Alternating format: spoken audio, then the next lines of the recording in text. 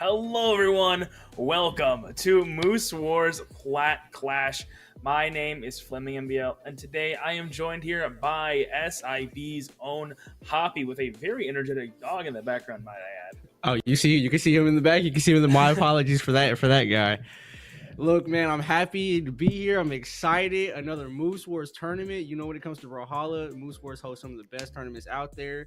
And not only that, right after BCX, a tournament like this is just something truly special, especially when in the first time, I believe, in Moose Wars histories, the prize will be a flight to a LAN event. Can you believe that, Flaming?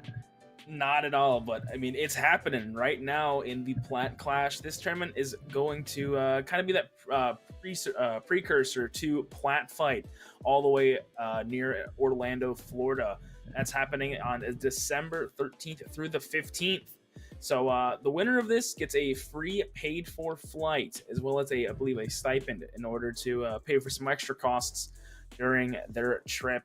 That is an incredible tournament and very, very rare opportunity to get some off-season LAN experience. So if you're in the area or just, want to go play some more Brawlhalla, make sure you go do that. Register before 11:59 tonight for the, I believe, the early price or the normal price. After today, it will go up a little bit. So make sure you go ahead and do that. Brawlhalla is one of those featured games in there. So it's going to be a great time. I won't go, but I know a lot of people are. So, incredible time. Hoppy, how are you feeling about today, though? We have an incredible tournament lined up for us. After finding out how Moose Wars is treating these players and they're going to be able to fly them out, and I already planned on going to Plat Fight myself, I'm super excited to see how these games will go, because now they're fighting for not only, a prize pool, but they're fighting for an experience. They're fighting for a chance to get out of their home states, make it to the next in-person event, and at the same time prove themselves on the stage as far as when it comes to being a Brawlhalla pro. Because this first game coming up is already a doozy, with Shade going against a prodigy up-and-comer Marckiemoo. Now, how do you think this first game is going to go, Flaming? I don't know. I don't know if I'd consider Marckiemoo an up-and-comer. I'd say he's here already. I'd say he's made it, Well, I mean, let's be honest. Besides the past year, we really didn't hear about Marckiemoo. But since the Royales and the Moose Wars in-person events, Marckiemoo has this year alone popped off and made a standing name for himself. Yeah, just an incredible player. But you know what? I'm very, very excited for this. Shade recently repping that BCX 24 finalist. An incredible performance in that 2v2 space with snipes. Congratulations to both of them. And Marckiemoo with a third place finish, a bronze medal at the largest tournament in Brawlhalla every single year, dude. BCX is such an incredible time. But this is not the first time these two faced off. Shade with his breakout performance in 1v1s in the trial. The trial of Lawfay. Yep. Coming in at 9th place, and Marckiemoo getting that 3rd place there. When eventually he ended up making it to 1st place in that following trial. So certainly some history between the two. But Shade did good on 0-3 in that set. Shade did very well. He did great. I think this is the redemption for Shade. And I think our players are ready. I believe we are good to go. So I want to hear your predictions on this. What are we thinking? Last tournament, last Moose Wars, I had to make a prediction. I'm going to make another one. It is going to be the same prediction. I got Marckiemoo not only going to win this set, but literally might go the entire way and win that flight to Plat Fight. I have no doubt in the kid. I think he's going the distance. Okay. He's going the whole way. The whole way. Respectable, but you know what? There's certainly some heavy hitters here, and he's going to get through Shade first. Yeah, speak of heavy hitters, and Shade is definitely one of those heavy hitters. Even though it was doubles where he got BCX finalist, it's still a feat and a challenge on its own. So I have faith that Shade can definitely put up a fight and make Marckiemoo work for it. But it's just, I know what Marckiemoo can do. I've seen what he's done all year, and I just don't see him giving it up now so close to being the end of the year, especially after an event like BCX where he's able to place top 3.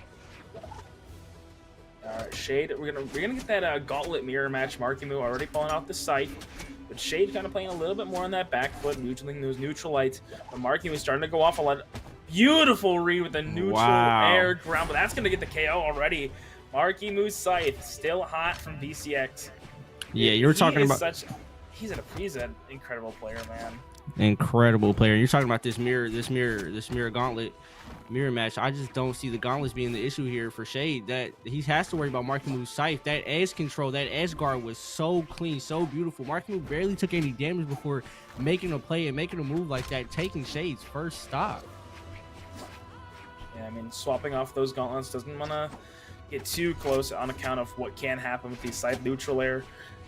Going out on neutral light, and again trying to pull off the same read he did last time. Ground pound, gonna try and go off the edge.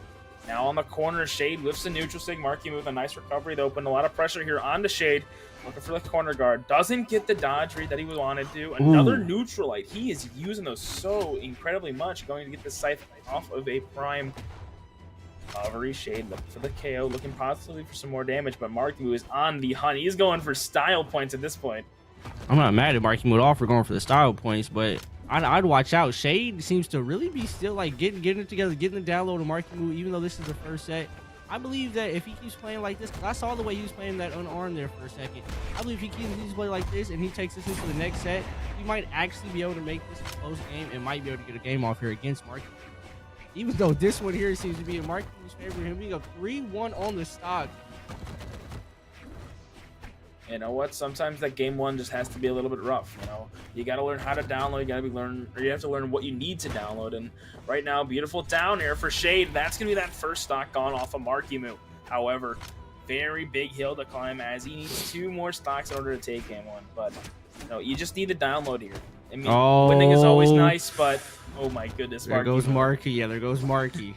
I don't care what download you get on him. This just his kit is unbelievable. A different software is being used. Literally. And VPN is live and ready. The site is still pulling them into the stage. Shade is able to make it back. And Marckiemoo had the stock there, but decided to get style points and helped Shade get back on stage. Marckiemoo's so confident in this win, he's just not taking it serious, and I would take that as disrespect if I was the opposition. You know what? Okay, neutral sig. All right, Shade, winnable. It's definitely winnable here. Definitely winnable by Shade. Come on, buddy. It's only Marckiemoo, and you're sitting at a solid ranked stock.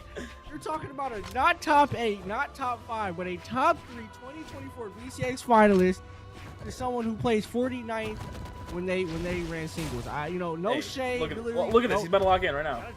Contra. Wait. Marckiemoo unarmed side air. Looking for the edge guard. Yeah. Shade's got throws, opens to release pressure.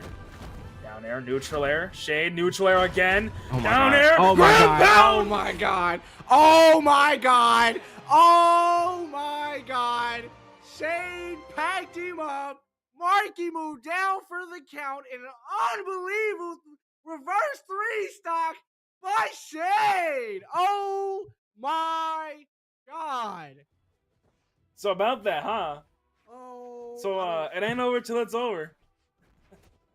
It's not over till the fat lady sings, and oh my god, she sung it. She sung it with all her heart. Shade brought it back. Reverse 3 stock, like we said. That was unbelievable, especially against someone as tough as Marckiemoo. Dude. You know what? Downloaded. He literally downloaded plays. Marckiemoo after that second stock he lost. He's like, all right, I got this in the bag. I'm gonna lock in and get the next game. I understand it now. Exactly. He said he's gonna lock in and get the next game. End up winning the current one, and he might have this one now. I got more faith in Shade than I did before. No, but it's still Marckiemoo, an incredible player, so definitely still possible. You know, sometimes, what I've noticed, the kind of trend of these more up-and-coming players, they take that game one to really figure out what their opponent's going to do, and then from there, they just kind of say, all right, well, now I'm going to play like this. They go primarily for the download in game one, and I think that's really where Marckiemoo, I mean, he can control a little bit. I mean, that second stock he would have had, or I'm sorry, the last stock he would have had gone had he not, thrown Shade a little bit closer to the stage than he was. Yeah, I think that was the biggest problem for Marckiemoo that last game. It was not his play style or the choice he made. Oh my god, and Shade gets the stock. But I think the last problem that Marckiemoo had last game, he was just playing around with him. You know, he was super confident up 3-1. He was going for those flashy moves, those style points, and it ended up costing him. And now hopefully it doesn't have to be the same thing here. Even though Shade is up 3-2 on Marky with a beautiful lead when it comes to color stock. Hopefully Marckiemoo able to lock in and come back because, again, I got all my channel points on this guy. Yeah, well, man, I see. Well, anyway, I mean, Shade doing a really solid job this game. Marckiemoo finally getting on those gauntlets, having to reset a little bit more. Shade is just kind of taking him for a ride, going for that recovery. Not going to go for an exhausted. They're going to reset the stage. But now we're back in this neutral space, trying to find something. Silent recovery for Marckiemoo, getting rid of that first stock off of Shade. Needs to play a little bit. I think he just kind of has to try and outspace those gauntlets and try and play a little bit more around this spear. I mean, that's really where Shade is kind of shining. Unable to get the read on the dodge down, so Shade's able to get his dodge back a little bit earlier. Commits for the ground pound. Marckiemoo gets baited down with a beautiful pogo, double pogo. Wow. Shade is moving this game. My goodness. I wish Marckiemoo would have hit that ground pound off stage. That would have been a great little setup for him to have the 2-1 stock that Shade now has. But Shade is going to hold this lead, even though he's getting the hands put on him by the unarmed by Marckiemoo. Lord have mercy. Help the kid. So I gets the disarm. Yeah, there we go. Marckiemoo recovery. He's going to live. Tough. Yeah. That recovery is always a good option to finish, but it's so predictable when it comes to gauntlets. You know, there's not many kill options when it comes to gauntlets besides that recovery.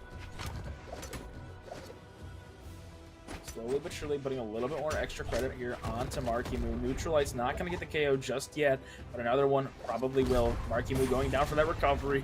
Gets the guaranteed KO off of that. Again, so a little bit of a lead, but, you know, I think it's definitely possible. I mean, we've seen a bigger comeback. I mean, look at last game. Yeah, definitely last game was definitely a shock for me and everyone else watching out there because there's no way he was supposed to come back. Like, Shade was not, let's be honest, Shade was supposed to be the underdog here, and he ended up making himself look like he was the prodigy child himself, making it look like he should have been top 5 BCX and almost had a chance to win. You know, this game is about the same. In now. Hold on. Yeah, Mark's got that edge control like usual, but again, if he makes any small mistake like that right there, it could cost him this game. He has to be careful going against someone like Shade, who is a finish. And Marckiemoo gets the recovery on the gauntlets, getting him the win, making the set 1-1 even. All right, you know what? Right near the end, Marckiemoo started dialing it up a little bit. I mean, he was going a lot more on the aggro. And he wasn't doing as many of those, you know, flashy, stylistic things we really saw, going for more of those optimal options. And like gravity cancel sidelight recovery. I'm pretty sure they just caught Shade off guard, unfortunately, and took him out there. But regardless of that, we have a 1-1 set here, Hoppy. Yeah, that is so beautiful. 1-1 set. And one thing I do want to you know, recognize and mention is the fact that, like you said, Marckiemoo that last game wasn't making a lot of those flashy plays, wasn't trying to get the style points. He just wanted to win. And even though that was the case for him, Shade was able to keep the game closer than he was the first time. So I really do believe he's not only got the full download, but he's also got the DLC as well on Marckiemoo. He's got to be careful. Yeah, the expanded edition. The expanded edition, yeah, the Marckiemoo tech. The expanded edition. Oh, but Marky going in here, double ground pound. We got a stock gone from Shade 30 seconds in. He is on the hunt. The Mordex has fully come out now. He's ready to go.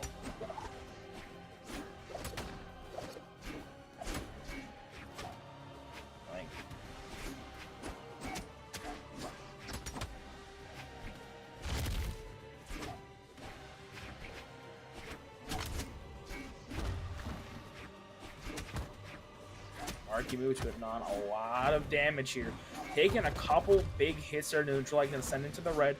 Trying to reset the center. Neutral are not going to find anything off of it. Trying to get this corner. Neutral sig. Beautiful. Shade with a nice KO there. Not a whole lot. Roughly 50 damage builds onto this second stock. Marckiemoo playing around, hopping, trying to find an opening. Catches the neutralite. Now resetting once again to this corner. Another neutralite, slowly but surely getting that chip damage in here. The gauntlet mirror match, I mean, it's so simple, but it's so entertaining at sometimes. Lifting that down air, running out of options, catches the neutral air, down air. Shade is committed a little too hard there. Recovery's going to whiff for Marckiemoo. Another neutralite, now playing on the corner, trying to go for something. Sider connects. Looking for the edge guard, whiffing a Sair, neutral air for Shade, able to relieve pressure. Gravity cancel D-Light for Marky. Yeah, Not finding anything there. Another neutral light. Even though I mentioned that there's a lot, the recovery on gauntlets being one of the best kill options. That if you do a D light to the Sair on gauntlets when they're hurt enough, it's actually a beautiful kind of kill option. But again, it's a lot more reliable to go with something like the recovery. So I can see why Marckiemo's being kind of predictable when it comes to hitting off that last move, trying to finish the stock on Shade, and why Shade's able to get these kind of easy reads on Marky and able to work around it. But even though he's getting the reads, it's not helping too much because Marckiemo's still up 2-1 on stocks, and he's not even regs yet. I mean, I think Marky almost had like an incredible opportunity there. Just unfortunately sent Shade the wrong direction. Sidelight neutral is going to be dodged by Marckiemoo. Recovery to punish the Sair. Another recovery dodged through by Marky. D-Light, sidelight, trying to do something off of that. Able to find it. Shade running out of options. Able to reset on the platform. Now back on the wall. Marky with a bad situation. Dash ground pound for Shade. Now we have even stocks, but damage count a little bit more in favor of Marckiemoo. I believe one good signature will take him out here. Recovery to get the disarm too. Sidelight putting a lot of pressure here onto Shade. Gravity cancel D-Light whiff. Marky with another whiff recovery. Shade did not get the dodge down. Catching a neutral light, but a recovery from Marckiemoo will be game number 3 going his way. And we have game 4 coming up here. Can Shade force game 5? That is the story that I think everyone wants to know.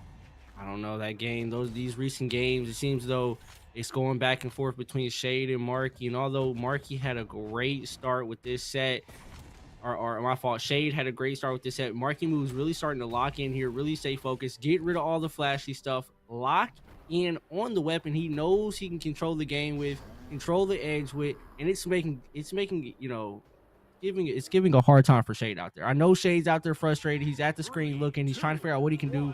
He thought he got the download, but going into this game, I know for a fact he's just probably not as confident as he was as those earlier games against Marckiemoo. You know what? This character swap might help a little bit more. Going to get rid of the spear and opt in for the sword. Arguably the better weapon, if I do say so. But now the scythe coming in for Marckiemoo, ruining all the options for Shade. Able to make it back, catches a downer off the recovery. Now on the corner guard once again. Marckiemoo with a nice wake up downer. Ground pound's going to go out. Not going to find a Shade with a whiff downer. Bad situation here. Marckiemoo almost overcommits there with an unarmed ground pound. But both players able to make it back relatively healthy. Yeah, one thing I noticed here is that Shade is stuck to those gauntlets. You know, he switched up the legend, but he has stuck to that same weapon. So I'm starting to think that's his comfort weapon. That's what he's good with, and I'm hoping he pulls it out more against Marckiemoo, who's so good with the gauntlets. Even though it seems to be he's relying on the sword right now, and it's not working out too well for him. Even though the stocks are near, it seems to be that Marckiemoo's still in control of this game a bit. Even now, unarmed, Marckiemoo still seems to have control on stage. Holding Shade off to the right side. Shade trying to get the finish here on that stock. But Marckiemoo is just making it way too hard with these finesse moves. And he finally gets the stock, giving Marky the lead in this last game here. You know, Shade really started this game a little bit rough and was the first person to go into that red. But, you know, able to even it up. It's looking pretty good. Just needs a quick KO, and it's pretty much even here. Whiffing on another downer. Almost overcommitted there. Just cannot find a KO option. Marckiemoo starting to go in with a scythe, but finally stopped in the tracks. End of the road with the recovery from the gauntlets once again.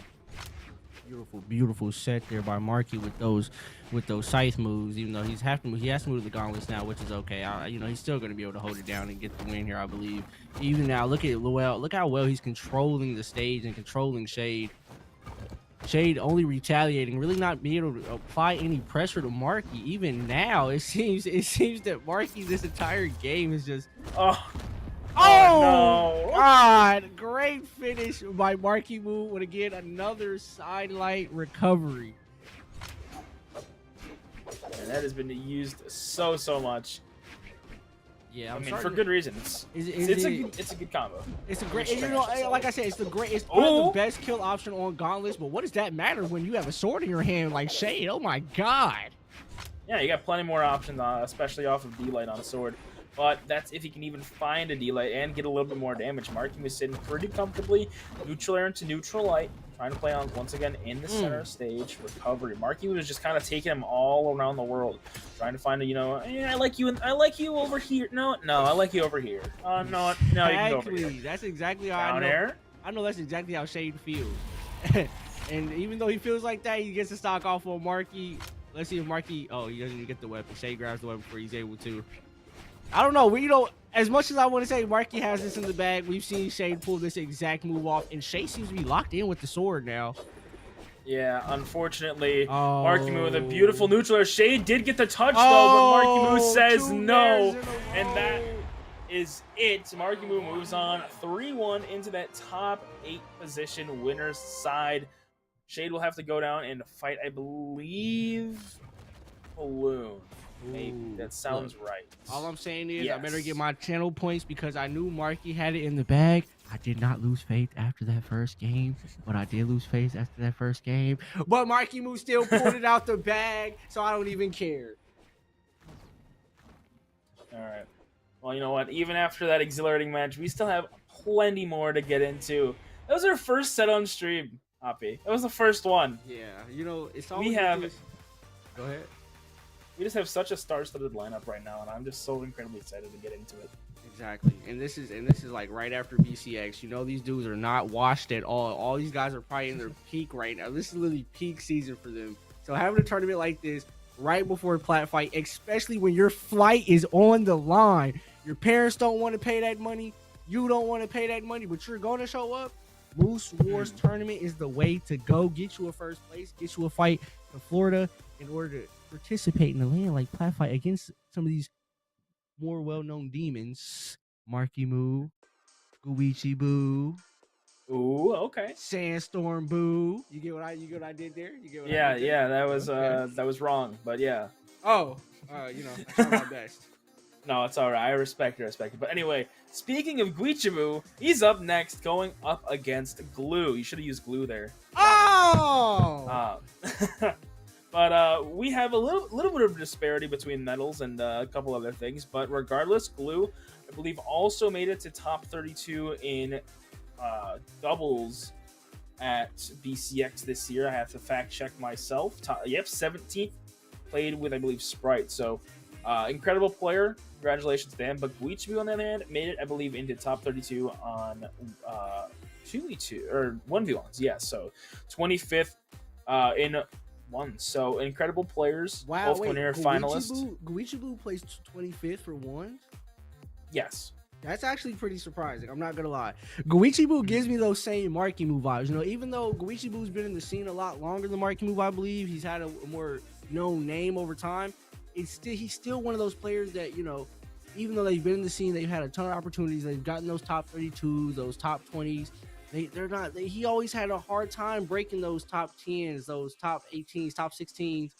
And, recently this year, you got to see him go to things like the Spring Royale and events like that, where we usually don't get to see Guichabou and get to see him perform in these in-person events. But again, this year, when it comes to players like Marckiemoo and Guichabou, you're seeing a lot new things, a lot better community, and a lot better play style from these players, and it's really showing with the way they're performing. And so, even though Guichabou is one of those more well-known players, there's still no telling how he'll perform, but I have faith that he's going to take Glue down, no chance. Oh, I mean, that is if he shows up. We're still waiting on him to join the lobby. So, yeah, I think Guichabou may have this one in the bag. I'm not discrediting Glue in any way, shape, or form, but I just feel like Guichabou has, that experience that you talked about. Kind of been here for a while. I know Glue's been around for a long time. I believe repping Lacuna. Those that are familiar with the clan would understand. Oh, he's not in Lacuna anymore. He was part of Lacuna a long time ago. Lacuna's a clan? Lacuna was a clan. I don't remember who owned it, but it was a long time ago. So yeah, he's repping Flow State now. I've heard of Flow State, and I've heard of Perseus. And we literally just had a Perseus member leave off the table, and now we have another one stepping up. I'm scared of those guys. I'm scared of those guys for real. Like, oh man, sometimes the clans they're just fun. All right, that's just fun. I'm gonna join a new clan pretty soon. It's gonna be pretty cool. Definitely should, especially with the update coming to Brawlhalla, the guild. Oh yeah, the guild update. Exactly, bro. Listen, if you guys haven't, since we got some time here, if you guys don't know, Brawlhalla's coming with a great update, guys, to the clan system. You should look into it, look it up. figure it out. Get yourself into a clan / guild is what they're called now. Because the way Brawlhalla is moving, the way the state's going with these, not only the players, the community, but the developers themselves, we're going in a great direction, guys. And I really think you guys should be a part of this. Yeah, I mean, console clans technically, so that's gonna be very, very, that's gonna be really cool. It's so nice, you know. Like, I think having clans, I thought that was really cool, but I think guilds is so much cooler. Yeah, so I'm really excited for that to come out, and I think. I'm trying to think. Maybe does it? You know if that includes like the team thing? Because like the team pancake waffle that thing. You know if that happens with this? The team thing. I'm actually. Oh, you're talking about the factions. So you have guild and factions. Yeah. No, I'm not sure how if those will correlate with the guilds, but I do know you get to pick a faction. It's basically like how 2K used to be. If anybody's played 2K before, you pick a faction. Everybody in that faction has certain challenges or events and points they got to rack up. And at the end of each season, the factions get rewards based on how their faction perform. So I'm not sure how it'll work in Brawlhalla or if it'll be incorporated with the guilds. But let's go ahead and put that to the side burner. Put that back. Talk about that later. We're about to have we're about to have our second game come up. Glue versus Guichabou. Flow State versus Perseus. Let's see how this will go. You know, I'm oh my god, dude. Okay. I don't know if you saw that in chat, Hoppy, but what? No, I don't. So essentially, you know, yeah.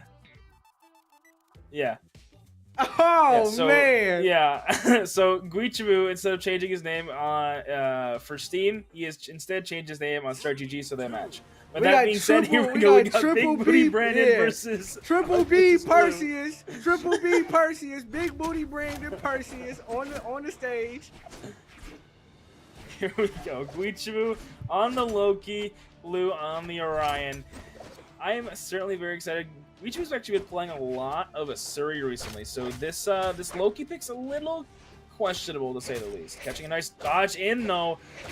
Guichabou, the Qatar's already going off, trying to commit for that ground pound, but Blue is already too far gone. And Guichabou gets that first stock here, or should I say, Triple B. Triple B. You know, it's so funny. Everyone was talking about, or I heard somebody in production talking about how this might be a slow game because of, you know, the play styles. But it seems that Guichabou is locked in early here, completely put these Qatars down on the ground and made Glue earn it because he's already gotten the stock off in less than, what, a minute into the match. This is outrageous. So even though he's got a crazy name at the moment, Triple B is absolutely giving us a show. Now it's like gonna whip for the gravity cancel side stick for Guichabou. That's gonna be 2 stocks gone. He's taking like maybe 50 damage. Glue. I don't know. Maybe it's got to be the change name. It's got to be the name change. I don't know because this isn't the same Guichabou I've ever seen. Oh, the aura. Yep, the crowd's got him going. Oh, beautiful reversal here. Opportunity. Glue unable to get the any follow up off the neutral stick. Side air does not get the bounce that he wanted. But playing a little bit more. Guichabou throws away the sight. Back on the Qatars now. Down stick goes out for Glue. Looking for the KO off the top. They're going to reset the stage. Get all his options back. Yeah, I'm not going to be honest here. I'm not even predicting. I'm not even trying to think about who's going to win. I just want to see if Guichabou can get this win with 3 stocks to his name still. I'm actually. Well, you can't call that a little. You called it a little too early, buddy. You can't say it. It's like when someone. Dude, it's like when someone throws a no-hitter in baseball. You don't say anything until it happens, you know? I obviously haven't learned my lesson, because there's been tournaments where I say stuff like that, and it happens as soon as I say it. So let me just... It's the caster's curse, man. What can you say? The caster's curse, that's what it is. Okay. I'm going to write that one down. Keep that in mind. Looking for the KO here. Guichabou's going to reset, grab his weapon. Now off the side, Glue has a chance. Catches the dodge, though. Delay recovery, not enough. APOC, a little too high for him. Nice neutral light, leave a little bit of pressure. Another neutral light. Can you get a third? Probably not.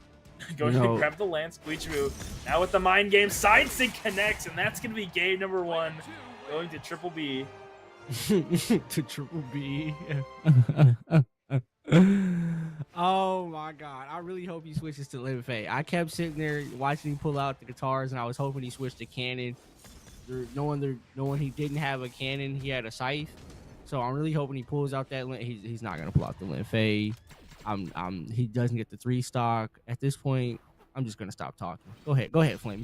Get it started in this next game. Hey, you know what? It's okay. We're here to talk. That's the entire thing. But anyway, here we go. Guichabu's sticking on the Loki and Glue staying with the Orion. That makes sense. You know, I think last game, Guichabou kind of showed up a little bit more than Glue was expecting. I think he had a really early stock originally. Guichabou, oh no. Woo! Okay.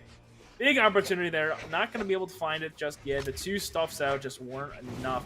Glue able to reset, picking up this land, side light downer. Now playing on the corner recov. Didn't get a touch just yet. Trying to put a little bit of pressure with that weapon throw. Yeah, that weapon throw was kind of nice. And it is there. You know, even though it's a reset, I feel like Guichabou, or my fault, y'all. Triple B is in the same position as Marckiemoo when it came to just having that full stage my control. goodness! As it switched off the guitars, full stage control, sends him off the screen, baby. Triple B is a force to be reckoned with. Mr. Glue better be careful, because it's getting nasty out there for real. And I mean, it's not looking super great, though it is definitely possible. I feel like Sphere has definitely an easier time beating guitars than other weapons. Catching with that neutralite, trying to play a little bit more cautious around these guitars. Side signature beat up by side air. Glue, unlucky weapon spawn. Guichabou able to get it back. Now on the scythe. Yeah, the scythe is a problem, but I remember when I first started playing Brawlhalla, there were only 2 weapons that made me literally like quit, uninstall the game. I'm never touching this game again. Ooh. One was lands, that beautiful sig, and the other was guitars. I feel like with guitars, if you get stuck in that infinite Tsukiyomi, you just gotta drop the sticks and let it happen. Whatever happens, happens. You know what I'm saying? Especially if you're not sure how to dodge it. I mean, it just kind of happens, unfortunately. That's just it does, and I'm so sorry for new players that have to deal with that or deal with guys like Guichabou, because they have that. They got it on lock. If you get caught, you're caught. Oh my goodness! Yeah, that sig was crazy. I'm not gonna lie. And lots of damage built onto Glue. Neutralite trying to catch the dodge in, unable to find it just yet. Glue, nice neutralite, trying to put some more damage to your weapon throw. Side signature barely gonna whiff. Catches the dodge in this time. Gravity cancel. D-light recovery. Guichabou priming those guitars, and he is still rolling, slicing and dicing twice as fast. Somebody get that man a manual, because Glue has no idea how to keep up with the pace of Guichabou at the moment with these guitars, and it doesn't seem like Guichabou plans on slowing down anytime soon. He's probably going to make this a 3-0 series, moving on to the winner's bracket, while Glue gets sent to the loser's bracket. Well, this is still only game 2, so I mean, really anything can still happen. But I mean, right now, Guichabou is absolutely rolling. He is. Nice neutralite, putting some more damage. That scythe is what I really want to see a piece of, because we've got a piece of that guitar. We've got to see what he can do with that guitar. But I want to see if he can give me a little razzle dazzle with this scythe there. Oh, he tried. Thank you. He tried. For the sauce, man. He tried to add a little sauce to it. Oh man, I love it. Blue is trying to put some more pressure on the Guichabou, get a little bit more damage. Overcommitted a little too hard there, whiffing on the down air. Probably a misinput. Blue with the opportunity here, unable to capitalize off all of the options being spent. Another recovery by Guichabou, looking for the KO. Reverse side sig. Beautiful opportunity there, or a beautiful option, I should say. Guichabou still looking for this KO. Guitar's kind of in a rough spot for KO confirms. But even then, I mean, Guichabou is so incredible at the side airs, at the recoveries. But Blue now on the lance, now on the offensive. Guichabou, though, coming out here with another recovery KO. I'm telling you, man, Guichabou sitting here triple beat up for a reason, man, because he's obviously got it on him today, and he's got no worries. Now, he might have to worry a little bit later when you start seeing those demons Marckiemoo come back up. But as of right now, it seems like Guichabou, this is a warm-up game for him. He knows he's going to make it past this set, and he knows he's going to move on. So hopefully this doesn't discourage Glue. Glue hopefully is able to come back and show us why he even made it this far in the first place, why he's a BCX finalist. Because at the moment, I just don't see how he's able to pull this off when it seems as though Guichabou is just throwing him around. And you know, I'll be honest, Glue did pretty good that last game. The stocks were pretty close. It's just those guitars got me nervous for the guy. It's hard to have faith when you're going against guitars, man. And like, it's not like Guichabou's guitars are like all right. I had to fight Guichabou at BCX this year, and my Oh God, yeah, how did that go? Yeah, so the Katars were a little bit of a problem. I gotta be honest. Like they're like maybe sometime you'll see like Guichabou's guitars like those aren't like that good. I think my friend is better. No, they're not. His guitars are absolutely lethal. Coming from like I don't know. I'm at least diamond. I'll say that. How about that? Yeah, But I mean crazy, this guy like, guitars are crazy. But glue guitars are though, hold definitely on. crazy. Come on, look at this. It's a Ryan pick. Hold on. He's committing to it, and I respect it. Trying to go for that neutral sig. Guichabou trying to play a little bit more of those mind games. Another neutral sig going out. Going to be disarmed. Glue with an opportunity down sig. Even damage. Even stocks. Looking for something. Side sig. Woo! Yeah, I'm not gonna lie. I haven't seen either of these no. players switch up their legend pick yet. He touched! And I'm not mad. Yeah, that was crazy. That comeback was actually crazy. If I was Guichabou, I'm sending in a report right now to BNG on how that was fluky, because that was absolutely crazy. But I don't think that's really gonna affect Glue much here. It might give Guichabou a great start here on the second stock against Glue. He has great edge control at the moment. I'm surprised he didn't throw him back, but he dragged him to the other side of the stage after controlling one side. Guichabou's actually turning up here. Oh, and as soon as I said that, he gets sent off the map. Again, I'm just done yapping, folks. I'm sorry. But Glue's definitely in a little bit better of a position than he has been. However, as I say that, side sig gets ripped on him. Running out of options, able to touch. Guichabou trying to commit for a down light. Now Glue with a huge opportunity here. Weapon throw not gonna connect it. That would have been such a huge turnaround, and that could have been the lead. But unfortunately, just a little bit too late. Guichabou another KO. Not looking super great here. He needs to get this stock. He needs to get this stock on so we can try and force a game forward. But Glue, I mean, he's looking a little trapped here. I mean, it's such a high-paced or a high-speed environment that he has to try and combat. Yeah, that's why I was, even though there's a chance, we saw Shade pull some crazy stuff out of his bag. Glue might have some stuff in his bag we haven't seen yet, but just how close this game is to being over, and the lead that Guichabou already has on the series. I want to just say it is what it is at this point. Guichabou big. I'm so sorry. I gotta get it right, y'all. Triple B, Big Booty Brandon is gonna take this. Is gonna take this. Oh, 42. My fault. Is obviously gonna take this set. Move on to the winners bracket, and then we're gonna see what Glue can do against guys like Shade.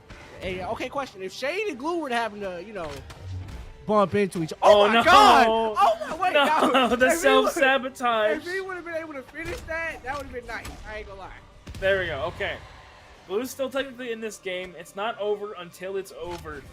There is a world where this works. There is a world where Glue ends up winning this game.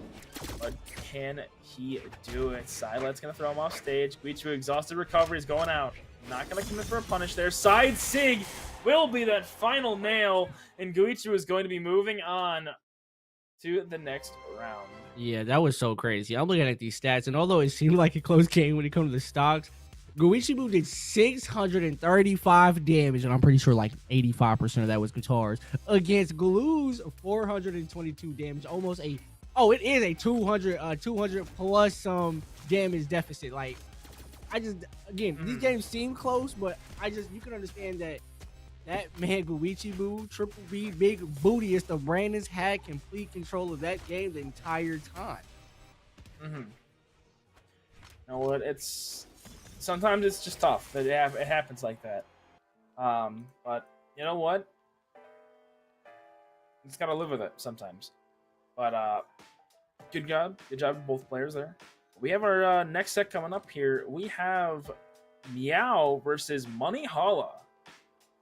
At this point, can we just make a safe assumption that if Perseus is up on the stage, Perseus is going to win? Let's be honest. Marckiemoo took it. Big Booty Brandon took it, and now we have Monihalla, a great sword demon that you have to watch out for.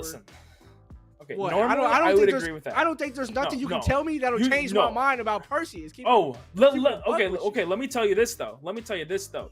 Meow made it in here by not only beating Snipes, but also beating Balloon Boy. Oh! So Balloon Boy, that's the other triple B. That's the other triple B. Before you go ahead and say, oh yeah, Percy's gonna take it, Meow, on the other hand, has been playing out of their mind today. So, I mean, I gotta root for the underdog. Like, normally, I'm a big Monihalla fan. That's my boy right there. But, you know, Meow is kind of starting to steamroll a little bit. Yeah, you know, it's crazy. As much as I hate to agree, you're completely right. And the craziest thing is, Meow is an org and Perseus is a clan. As much as Perseus gets love and they have some of the greatest players, they're only a clan compared to organizations like Meow, who, you know, just really have some great names out there, have had players like Monihalla on their roster.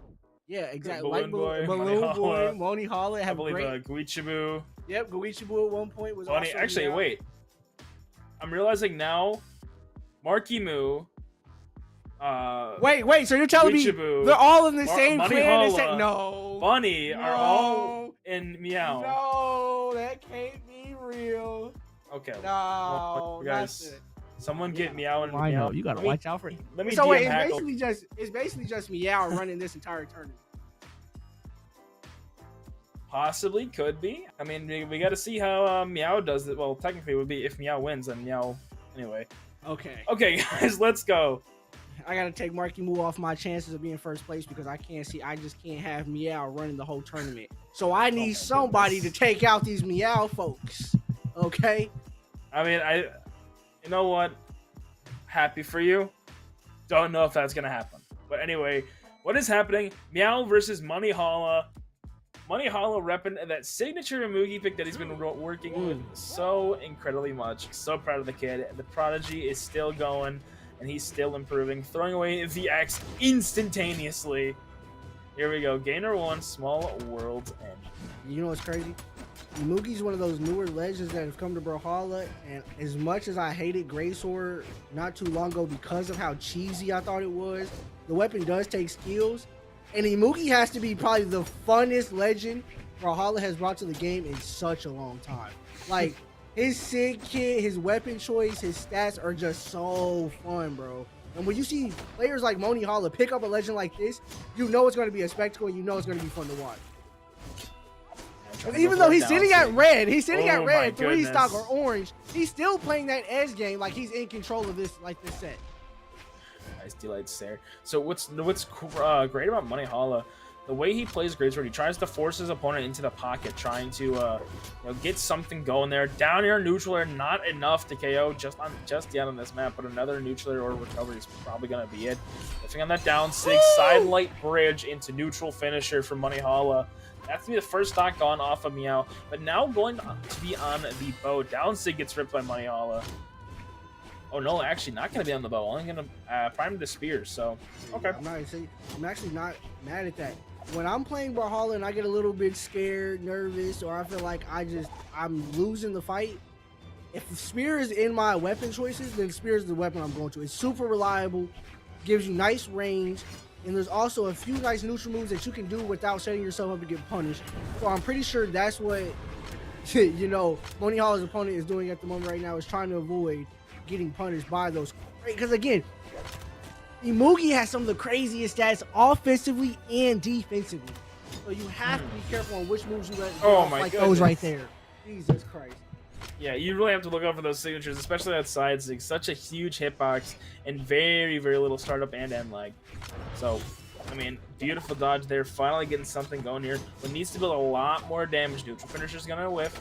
But once again, playing in this pocket. But Meow catches the dodge in. Side light to D-light. Side air for Monihalla. Able to make it back. Now try to weapon throw to relieve some pressure. Ground pound commit for Meow. Gets the dodge in read. Monihalla weapon throw. Side air over commits a little bit. Able to make it back with recovery. Players resetting center stage. Meow getting the reset. Down Sig. Good hit. Good hit. You know, Kai is definitely one of those legends that I feel like just don't get enough love at all. She's almost like a Wushang, basically. Super reliable, great kit, great weapon choices. You can't go wrong with it, especially if you know how to use the legend correctly.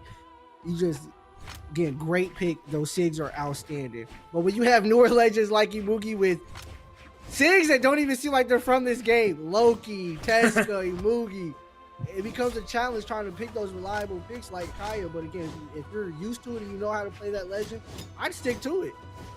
But Monihalla with this my sword and those goodness. strings.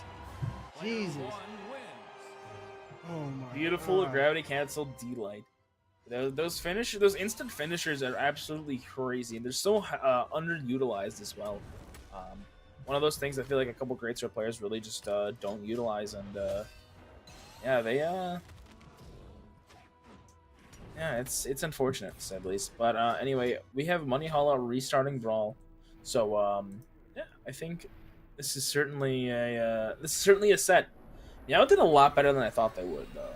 I'll say that. Yeah, I'll be honest. When Meow was first up and coming, I didn't think they'd be one of those orgs that you had to watch out for, and that or was gonna make it past that initial stage that most organizations make it to, where they grab a couple players, they lose a couple players, and they just shut down. But Meow has proven everyone wrong. Has really put not only a face on, but a front on. Their players are not only showing up to these LAN events, but they're taking over these events. Perseus as a whole, Meow as a whole, is definitely a force to be reckoned with. People might think these orgs are just little teams or little groups, but when guys like this come together, they're sitting in the labs, they're sparring for hours on end, they're giving each other tech. You get teams or organizations like this that can really, really show up and show out when it matters. So I just want everybody to know that going into this next game with Monihalla up. Monihalla's up how many games now? Is that 1 or 2 games he's up? That's just one. Okay. But I got a couple of things to update for bracket. Balloon Boy has beaten Shade in 5 games, as well as Noto taking out Flower in 5 games. Whoa! Noto beat Flower? I know, right? We might actually see him on stream. I'll have to see. Whoa! Anyway, back to this. We have Monihalla up 1-0 on the Imugi, and Meow sticking with this Kaya. They need to play a little bit better, I think, around this Greatsword, trying not to get forced to the sides as much, and just really can't afford to take too many big hits. You're so right. That Greatsword, you have to watch out for the little things that add up. Like those 2 things that just get hit back to back are definitely going to count towards the damage that Monihalla is going to need to get rid of his first stock here. Oh man, hopefully Kai is able to, like you said, keep some control, keep some type of advantage over Moni, but I just don't see it happening. Even now, Moni's got center stage, completely holding it, not making a flinch, but he's off stage now. Yeah, but Greatsword off stage, especially with Imugi not able to get anything off of the stuff. But Meow did not do too much on the corner, probably trying to figure out just a better option there. Neutral Sig's gonna barely whiff from Monihalla. Nice D-Light, trying to put some more pressure, looking for the KO recovery. Down Sig goes out, and Meow tries to go up for the punish. Side Light, E-Light's gonna whiff around the side Sig. Down Sig once again, side Sig being thrown out. Nothing is connecting. Looking for KOs. Neutral. We got a stock gone. It's always Moni with that edge control finish. I don't know how he's able to force his opponent onto the edge like that, keep him there, and then able to finish them all at the same time without them having anything to really fight back and not correlate or retaliate with. I'm losing my words here because this Imugi action is so crazy. Great finish by Meow though. Finally gets a stock off on Moni, but they're still below when it comes to health. Moni's sitting at a solid white 2 stock, while Meow has a yellow 2 stock. They're obviously going to be the ones that have to come back and make it count here. Woohoo! But Moni's cooking! Oh, but Moni put out that action. He was cooking a little bit. Now he's getting touched on. Now he's getting beat up. Wow. Yeah, I mean, honestly, Monihalla is not a bad player by any means, but certainly prefers that Greatsword over the axe. Nice downer, double down air. They're gonna make it back though. Downlight's gonna whiff. But Meow trying to go for that side Sig. Beautiful spacing, Monihalla. No, what was that? Neutral Sig. What was that? Meow is back. God. if I was Meow, I would have been mad. I would have been hot. Oh my god. I don't know if that was great spacing by Moni or just bad placement by Meow, but either way, it was a beautiful spectacle right there. It was. And Neutralite's not going to be enough. Weapon throw, trying to get the snipe for the KO, unable to. Monihalla is able to reset, grab that greatsword on a relatively fresh stock. But Meow has to get some more extra credit here. One good hit is going to be all it takes. I believe a neutral will knock out. I mean, even a grounded sider right there, that's going to be it. And it's just, they have to get that extra credit here, especially on such a high defense legend. You can't really go hit for hit, band for band with this character. No, you can't. Which, oh my god, again, I was just, if I was the Kai, if I was me, I would have switched legends to someone maybe like Teros or someone like Zol who could take these hits, because yeah, it just seems like Moni's just cheesing at the Rosie didn't hit another D-Sig there with the greatsword. Oh my god. Actually, I was about to say he could actually finish this here. Oh no, got the dodge in. Yeah. As soon as he got the dodge, I knew Moni had it in his bag. There goes another set taken by Monihalla. 609 damage. What a beautiful. I believe this is 2-0 currently in favor of Monihalla. Oh boy, that's, man. It's unfortunate, man. It's tough. But you know what? Sometimes you just gotta roll with it. That being said, Monihalla, once again, another color swap. Keeping the drip going. The signature ice pop. The greatsword's working very, very well into the bow, which is very, very surprising for me. I'm actually kind of surprised that they haven't relied on that bow a bit more. Because even though, again, like I said, the spear is a great option. The spear, especially when you're playing against someone like Imugi, you can have the spacing. You have options that you can attack and not, fully reveal yourself to a punish. But if I'm not wrong, I believe the bow has a lot more range than the spear, and he'd be a lot more safer playing against a high attack legend like Mugi, trying to utilize the bow instead of the spear. Am I correct, or am I what? I think bow would probably be a better choice into greatsword, but even then, spear is just a solid weapon with a lot of different capabilities. So it really just kind of depends on how you play it. And right now, Monihalla is able to get around a lot more than I expected. Able to find those dead zones for the bow, for the spear. Lead a nice neutral air there, trying to put a little bit more damage for the KO. Down air, not gonna go for the neutral air. Now in center stage. I was trying to play this a little bit more in the driver's seat. However, it gets taken out by a sider from that greatsword. That greatsword is such a beautiful weapon. To be able to not only to play that weapon, to really show it off and really put those strings together. Monihalla has always been one of those players, and that's why he's able to make it so far into these tournaments. Man, he's such a problem. He's such a problem when it comes to that greatsword. And it used to be Jay Yoon, and ever since Imugi's come out, it's only gotten worse. Because that axe greatsword combo is nice. Even though Meow just got a nice side sig off there on Bo to get the KO on Moni, taking his first stock finally. Nice edge guard by Monihalla here. Again, I don't think we expect anything else from this guy. He's completely kept center stage and kept guarding those edges the entire game. I don't think I've seen Meow be in that position quite yet. Oh, I think maybe there was one time they were like equal. And I think, I don't know, it's regardless of how it is right now, Meow is not in a super great position. Down 2-0 in this set, trying to get this damage lead, trying to get this damage back. Nice neutral right there, not gonna get the dodge. Monihalla down sig, gets ripped. Not gonna find it, overcommitted a little too hard there. Meow unable to get the edge guard. Sider, gravity cancel the Monihalla is pulling all the stops, trying to stop anything from happening right now. Yeah, I didn't notice that the stocks are actually almost neck and neck, even though Moni had a great start here. And as soon as I said that, Moni sends him on his way. Again, I like every time I say something, someone gets sent off the screen. Okay, I'm sorry, Meow. I'm sorry, Meow. Oh my god, bro, Monihalla. Ooh. Those were like little touches, but great little touches by the greatsword there by Monihalla. Great eats. Good hit sig by Meow. Great sig setup. He can do another down sig off stage here. Exactly as I predicted. Exactly. He missed it. Monihalla opting for the axe now. Down Sig gets out. Not going to find a neutral as whiff. Neutral Light's going to whiff.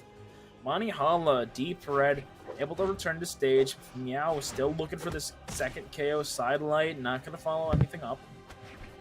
Laying on the corner guard. Monihalla able to return once again, dealing a little bit more damage with his extra credit axe. Neutral finally gets a KO. But such a lead from Monihalla. Definitely in the driver's position for a large majority of the set. This is bracket stock here for Meow. They need to force game 4, then force game 5, and then take game 5.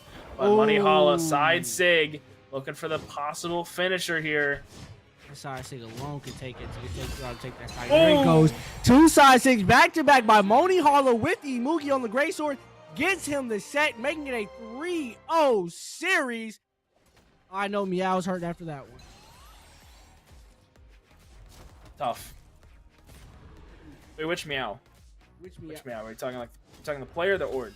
You know, at this point, I think we know who won. If they have Perseus in their name, we know who won. Okay, buddy. And I hate to glaze. I really hate to be that guy. Apparently not. Because I don't even. I say, let's just say I got beef with those guys. I got beef with Perseus. Why are they doing so well right now?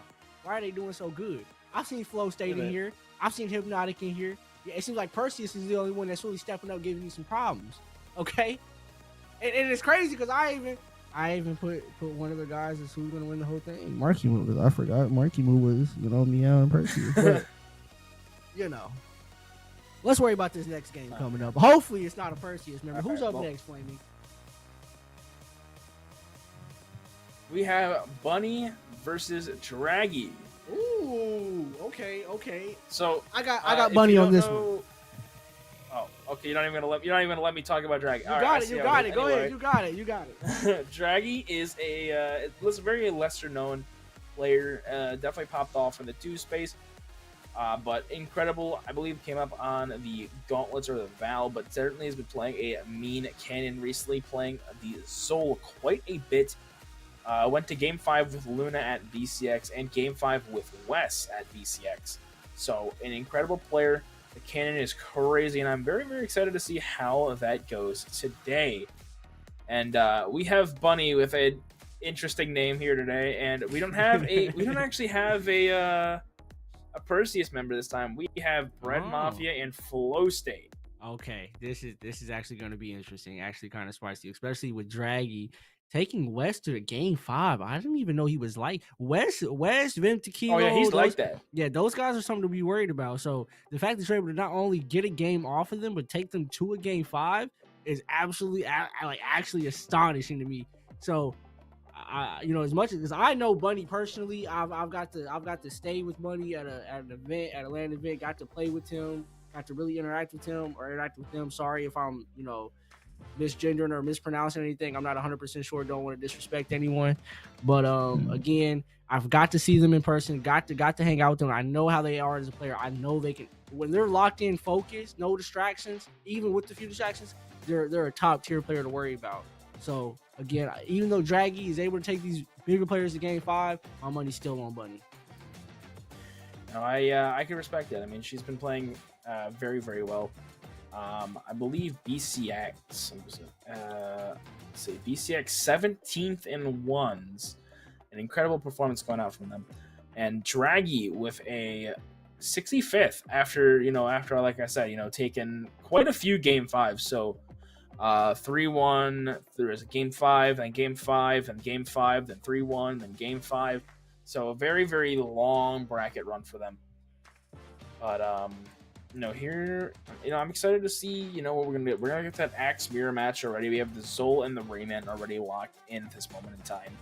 But Bunny's really, just an incredible player. I don't think we've seen anything bad come out from them. We've seen a couple lower.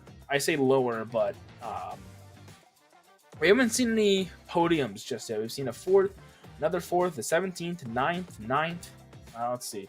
4th, 5th, 7th, we've seen all in that top spot, but never in a podium position.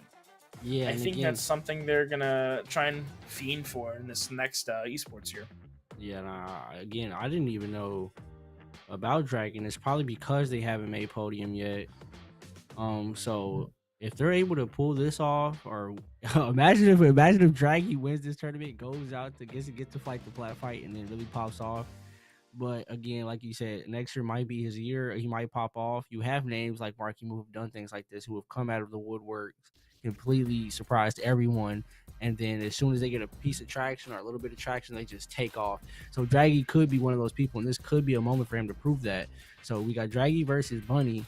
And again, even though I got good money on Bunny, real good money, real good channel points on Bunny, there's always a chance that Draggy could really pop off here and make a name for himself. Mm-hmm. So, as that's being said, I have some news. Noto has beaten Glue, and they are now in top 8. Wait, Noto's top 8? Noto is in top 8. The Blaster Demon Noto has risen to top 8? The VV GOAT of all time. The VV GOAT. Anyway. So we got Moogie and VV out there in the bracket. Y'all better be careful, man. Y'all better be careful. Man.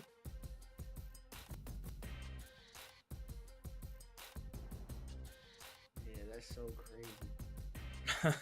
Noto, who would have thought? Noto's always been I feel like Noto is a Brawlhalla household name, but we really haven't got to see him outperform lately, or really perform lately in these top 8 positions or these top 8 scenarios. So oh my god, it would be so fun. It would be so fun to watch Noto versus Marckiemoo for the Flight to Plat fight. That would be a great entertaining. Yeah, but unfortunately, Noto has to go against Balloon Boy in that top 8. Oh, but unfortunately, we're not going to be able to get to it. We're going to have to go watch Bunny and Draggy first. And okay. I'm very, very excited for this one because I think overall, Bunny is just such a fascinating person to watch play the game. But other than Draggy, Cannon is so... Their Cannon is good. Cannon, I don't know, as a whole, I don't know if I'd consider it, top tier, but it's certainly up there with some of those weapons. Yeah, I completely agree. But again, the only reason I'm going with Bunny here is because I know him. I know them personally. It's so crazy. Oh my goodness! Because no way the stock gets taken this early. Not like this. No way the stock gets taken this early by Bunny. Bunny having complete control over this first stock on Draggy. Sending him on his way if he gets another hit off. He does. Gets the KO. That had to be under a minute. How long was that? That had to be under a minute. That was about 36 seconds. 36 seconds. Bunny's able to not only get a few great strings off, but gets a KO off on Draggy. Again, still controlling the edge here. Jesus Christ. Oh my gosh, another down sig. Cider's gonna whip Draggy, able to make it. No, what? Oh my god, this entire set is about to be less than 2 minutes long. My gosh, it's actually only been a minute. It's only literally been a minute. Draggy, you gotta step it up here. I was hyping you up a little too much, buddy. Bunny might have the record for the fastest Moose Wars set known to man here with this performance. This is just absolutely. He literally didn't miss a single beat. Like, oh my god. Yeah, but now the Axe Mirror match comes out, and now it's just swinging. I'm telling you, Draggy is not sleeping well tonight. He's gonna go to bed tonight with this on his mind. He might even have a nightmare too. We might never see him in Brawlhalla again after this. Oh my god. If Bunny gets this KO, I know something. Oh my god. Don't say it. Oh, I wish you would have finished that. That was so clean. Oh no. Oh my god, bro. That was so clean. Alright, the comeback is real. Comeback is real. We saw what happened last time. Comeback is real. What comeback? Here we go. Yep, he's gonna do possible. It. I'm looking for a crazy sidelight recovery on or side seat. Unfortunate. Or side seat. Unfortunate. But Bunny's going to take game number 1 of a very, very convincing 2 stock. Now, that first stock, she kept bouncing him off the side or off the backboard of the stage, and it was so fun. Yeah, I'm actually kind of. Boing, boing. I'm actually scared of her. I told you, Bunny's a problem. And the funny thing is, just like Draggy, before I stayed with her, Bunny at Daytona, I really didn't know much about him. Didn't really hear much about him. Had heard about them before. But again, when you get to see these players in person and you get to really interact with them and see how they practice, their play styles, you see why they're at the position they're at and why they're able to perform like they're able to perform. So I don't know if Draggy's got that in him, that demon in him or not. I don't know him that well, but hopefully he's able to pull something out because Bunny just made him look like a complete rookie out there. You know, sometimes you just gotta fight better players to get better. And, that's the beauty of tournaments.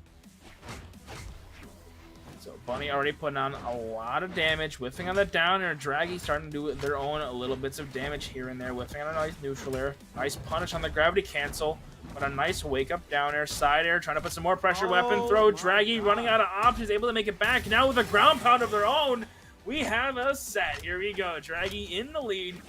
Bunny respawning. This is alright. So I want to say this now. This is one of my favorite maps in the game. I just want to say that. This is one of your favorite maps? Yes, it's great. Okay. Give me your top 3 now, just because you said I need top 3 maps.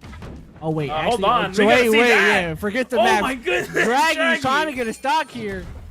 Another one. Oh my god. Oh my god. Why is that? Bunny's gone. And now Draggy's up 3-1 against Bunny after Bunny just massacred him. That boy Draggy said he's not going out sad. But I'm not done yet. But I'm not done yet, literally. He is cruising now. Got the download off of game 1. Now he's playing out of his mind. It's the Mishima. It's the Mishima. Bunny trying to commit for that ground pound, unable to find it. Not able to get the weapon started, unfortunately. Trying to go for a dodge down, read that down air. Draggy resetting the center stage. Trying to play into these gauntlets with the cannon. Just hopping all around, trying to find a good opening. Neutral is going to whiff. Neutral light punish. Trying to find something to go in there. Just unable to. Ground pound to get back. Bunny commits with the D light. You know, I'm actually loving this set right now. Even though I feel like Bunny is just in a deficit, there's still a piece of me that knows she's gonna come back. Like, look at that beautiful ground pound, edge control. And now all she has to do is keep the weapon out of Draggy's hand while getting a few little taps in on him. Like that there. Grabs the gauntlets. Against an axe. I don't know how this is going to go for Bunny, but I'm actually not too worried. We'll have to see. Draggy did have a huge lead, and Bunny has been having so much momentum right now in this game. Catching a soft side light there. Unable to do too much with it. Side light's going to whiff there for Draggy. Resetting to the ground. Yeah, and it's crazy. Oh, does get the punish and the dodge, though. Neutral stick going to go out. Not quick enough. I can't talk all this love for Bunny, and then she loses to Draggy. Like, not like this. Come on. Okay. You know, Draggy has some nice moves. Draggy's got some nice moves so far. This has been a great... Oh, no! How'd you miss that? Oh my goodness. Draggy's least biased caster. Oh my god. Oh. Down sig, Draggy. Okay. No. No. Are you rooting for anyone in particular? I can't tell. It's crazy. It's crazy. Chat knows who I'm rooting for. They know I'm out there for Bunny. But Bunny just embarrassed me. Now I look like a top tier glaze with no true purpose. Because Draggy took that one in a beautiful finish. Man, all right. You have a 1-1 game count here. Man, that is... I mean, what an amazing comeback by Bunny there. Almost taking the game off of... I mean, after being down 3-1 in stock. So, creatable chance here. Neutral air catches, whiffing the ground pound. Able to make it back, though. Funny 45 helping out Draggy, though. Able to get the weapon, not gonna be able to get a little more damage. They really need some going in right now.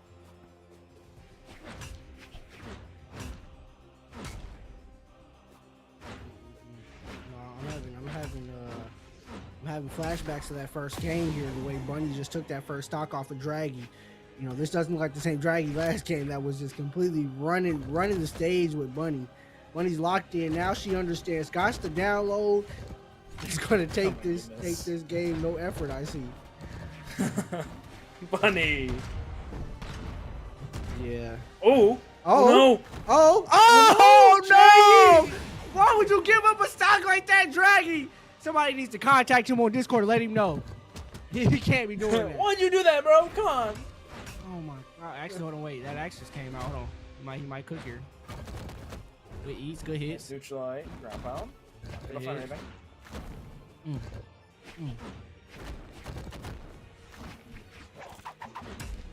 Slider to punish the gravity cancel. Not gonna get the KO just yet.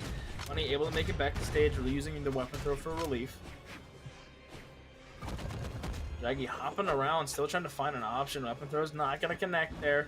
Now in a disadvantaged state, able to make it back. Side sig connects. Another edge guard here for Bunny. Down sig's gonna go out, but Sider's going to beat it out.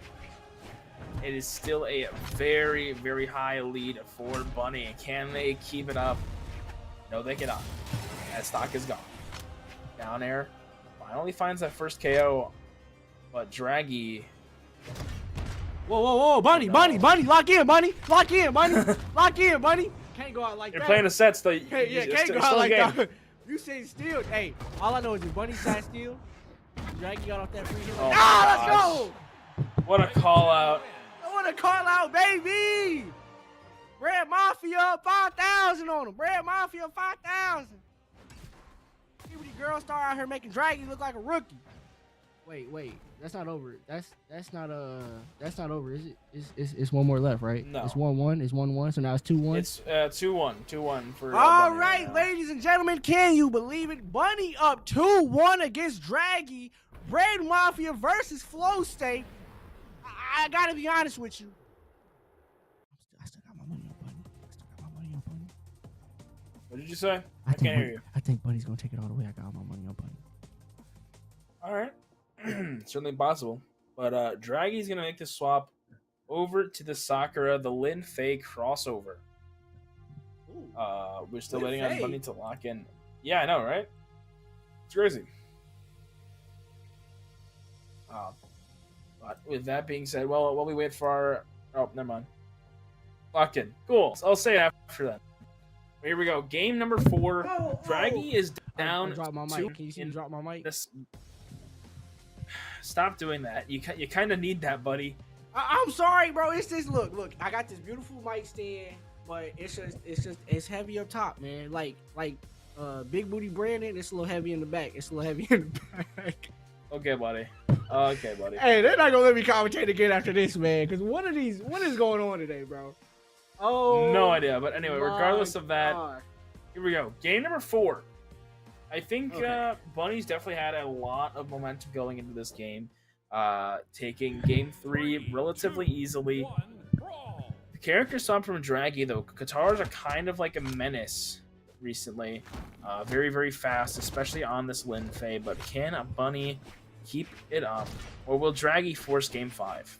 This is still winner side, so it's not too bad if you lose, but it's still not favorable. You kind of want to move into a top 8 from winner side. Yeah, top 8 winner side. We have Nodo so far, and who else? Do you know who else is on the? Nodo is loser side. Whoa! Wait. Nodo's is on loser side. Wait, can I get an update of who's on? So I know right now winner side is what? Guichabou, Marckiemoo, who Monihalla. else?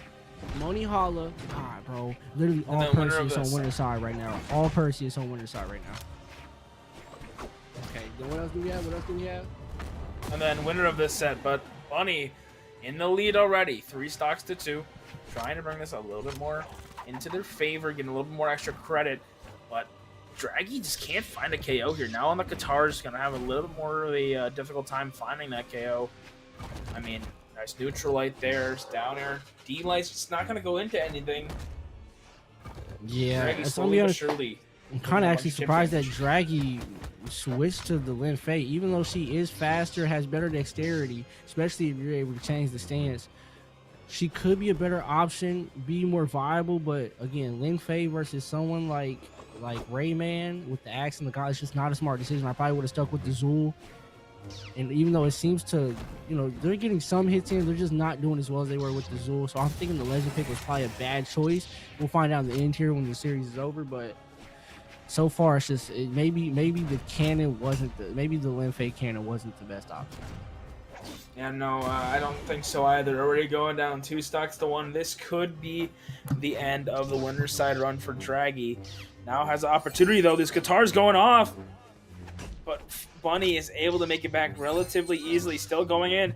Ayo has the Oh, dodge. oh. Bunny running out of options. Oh Does my get the God, touch, Bunny, though. get back on stage. Okay, Bunny makes it back, even though Draggy was really holding him down there. Could have easily gotten a stock up there if they played that correctly. But again, going against an opponent like Bunny, you got it. It's just, you never know what they're capable of coming back from and something like that. Even though Draggy's got him on the edge again, he can make it happen again. Oh no, Draggy. Oh no, Draggy, you can't be committed for those right now, bud. You just gotta play for that. You gotta play for that chip damage. Bunny trying to bait him off stage, able to get back on stage, but a little bit more damage on neutral light. Trying to find possibly some more damage here. Just jumping all around. Side air is going to connect. Weapon throw. Try to go for the style points there. Neutral gets the disarm. Side sig very, very quick. Bunny looking for this KO. Whiffing on the Sair. Side sig goes out. Draggy able to get around it. Another side sig. Neutral light catches. Draggy still running out of so many options. The other side is going to whiff their side sig. Now Draggy with the offensive with the side air. Looking for it. There it is. Bunny. There it is, the 3-1 victory. Moving on into that top 8 Hey, spot. I'm not gonna say that the Bunny Glaze, the Skibbity Girl Star Bunny Glaze was warranted, but it's a 3-1 series, baby. Can you believe it? Bunny takes the win over Draggy, sends him to the loser bracket, continues on to the winner bracket, and now has to face those 3 demons sitting there waiting on him. Marckiemoo, Monihalla. Yeah, I forgot the last one. And that's unfortunate, but What? Wait. Who was the last? Wait, who was the last one? It was Marckiemoo, Monihalla, and who else won? Guichabou. Ah, Guichabou. That's the one. Yeah, that's the one I forgot. Yeah, that guy's a problem. Watch out for Draggy though. Well, anyway, that I believe is going to finish up our block here, Hoppy. But before we leave, I want to make everyone aware of Moose Wars Snowfall. You heard it right. Moose Wars is not done just yet this year. Coming December 28th and 29th. Registration is open. It's going to be a 1v1 and 2v2 tournament online for North America. $2,000 coming in for a prize pool. That being said, moosewars.com, I believe, is the domain for it. There's a couple different ways you can enter that. And yeah, so certainly check that out, especially if you want to get some more practice coming in here. And once again, Plat Fight. This tournament is, I believe, this tournament is kind of based around Plat Fight. Those of you that don't know, Plat Fight is Atlanta, happening very, very soon, December 13th through the 15th in Florida. So this tournament helps with pricing or cost for the event. So make sure you check it out. If you can attend, make sure you do. It's a really rare opportunity to get that LAN experience in the off season of Brawlhalla Esports. That being said, Hoppy, would you like to say anything else here? Yeah, man. Look, man. I always have a great time commentating these Moose Wars tournaments, man. If you guys aren't yet, like, followed or subscribed to AJ Moore, go ahead and do that for me, man. Go ahead and do that for the channel, for Moose Wars itself. They're only going up from here just as Brawlhalla's growing and the community's growing. Moose Wars growing itself, and that's why AJ is able to host an event like this and send people out to these LAN events and give them an opportunity to really perform and make a name for themselves. With that being said, man, I really hope y'all enjoyed the commentating here today from me and my boy Flamin'. I hope that we can do some again like this for you guys. Y'all have a good day, man. All right.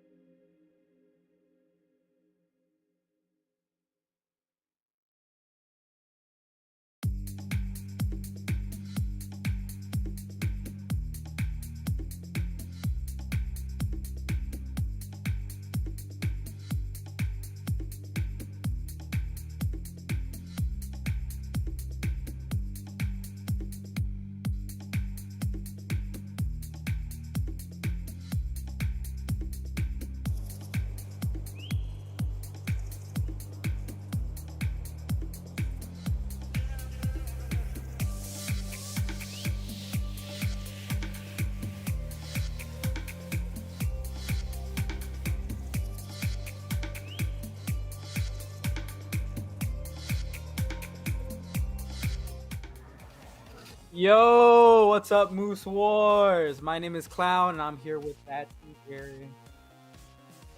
Hello, how are we doing, ladies and gentlemen? Right now, it is a breezy 10 o'clock in the morning for me, but for you guys, I'm sure you guys are having a fantastic night watching Moose Wars Plat Clash.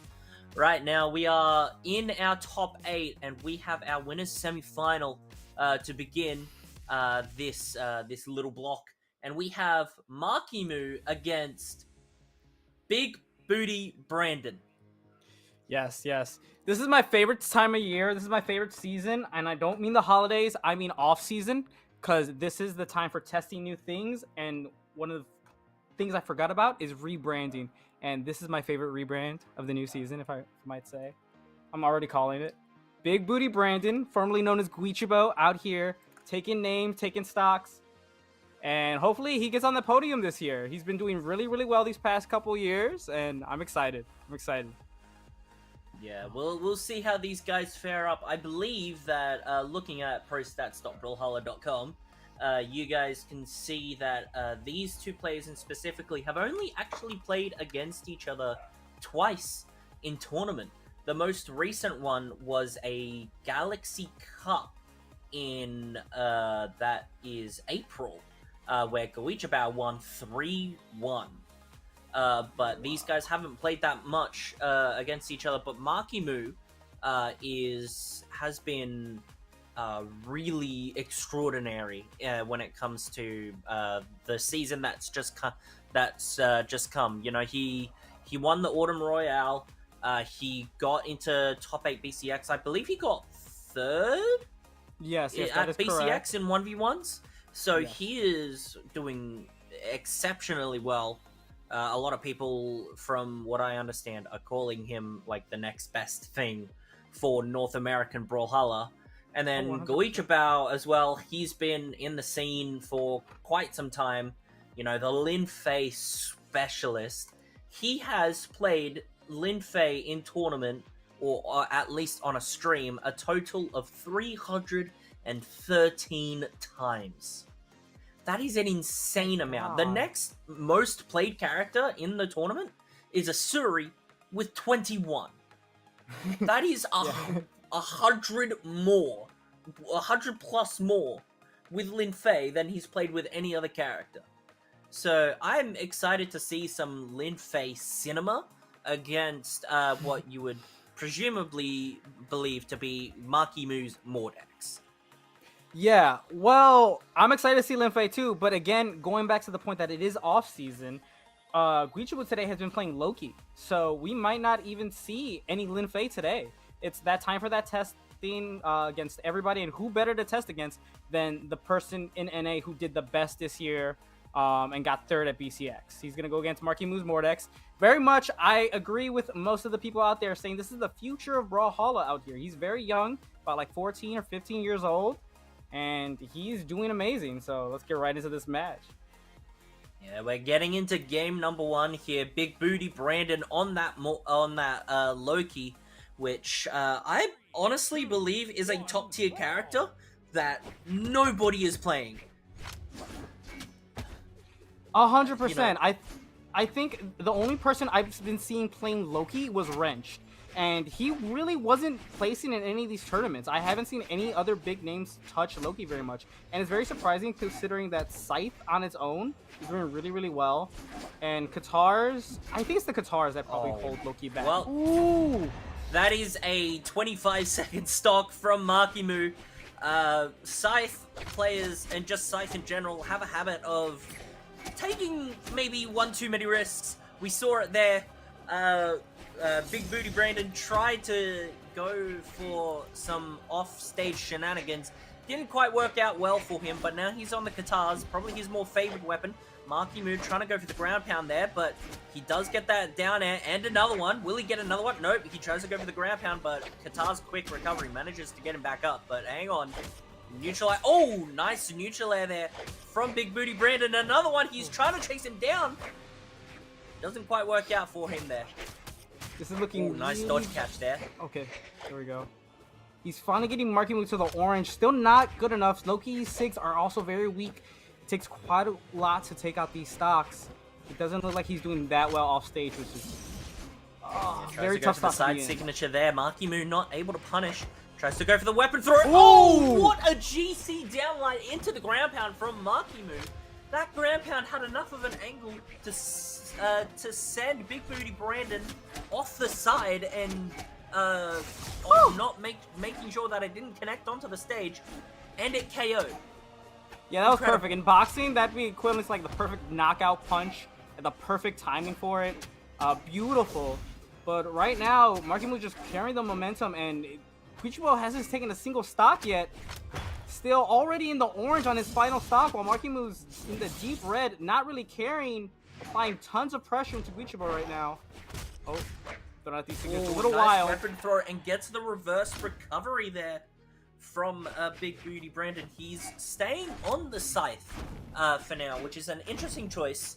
He hasn't really been doing that much damage with it. Nice neutralite there from Marckiemoo, and okay, 2 stock to begin the top 8 match. All right, Marckiemoo now is 1-0 up, and already we see a character swap here from Brandon. He's going the Ahsoka Tano, which mirrors the abilities of Asuri. We were just talking about that character. So he's pulling out, you know, the side stop for now. Yeah, he's still testing the waters, still trying to see maybe he could hop off of that Lin Fei. Lin Fei is not a popular pick among a lot of players, so I imagine it might be a little harder to make work versus Asuri. A lot of players have that pocket Asuri, so it's a lot easier to pull off with that sword and just focusing on sharpening up your guitars. Let's see how this plays out. Ooh, throwing away that sword immediately. Looks like Big Booty Brandon might want the guitars, but he's going to take a lot of damage for making that decision right now. Okay, finally gets the guitars. Nice swap over to the guitars there. Manages to catch a little bit of damage catching Marckiemoo's dodge. Both of them now off stage as Big Booty Brandon makes his way back up. Ooh, the GC was burnt there, but not a full punish from Brandon. Tries to go for the side light, misplaces it. And now it's just a matter of who can get the first stock, and it's gonna be Marckiemoo catching the gravity cancel with a nice 3-piece to take the stock. Yeah, that was very beautiful. Guichabou trying to just grab him by the pinky toe, drag him off stage, but instead confirmed the 3-piece right there and confirmed his own loss of a stock. Oh, looks like he's able to get the guitars very early on this stock, but the damage is already even with a full stock difference. Marckiemoo keeps burning in his dodge, but Guichabou's afraid to apply any pressure. He doesn't find himself in good positions to punish these burnt dodges. Oh, there we go. But he can't get much off it other than an end light.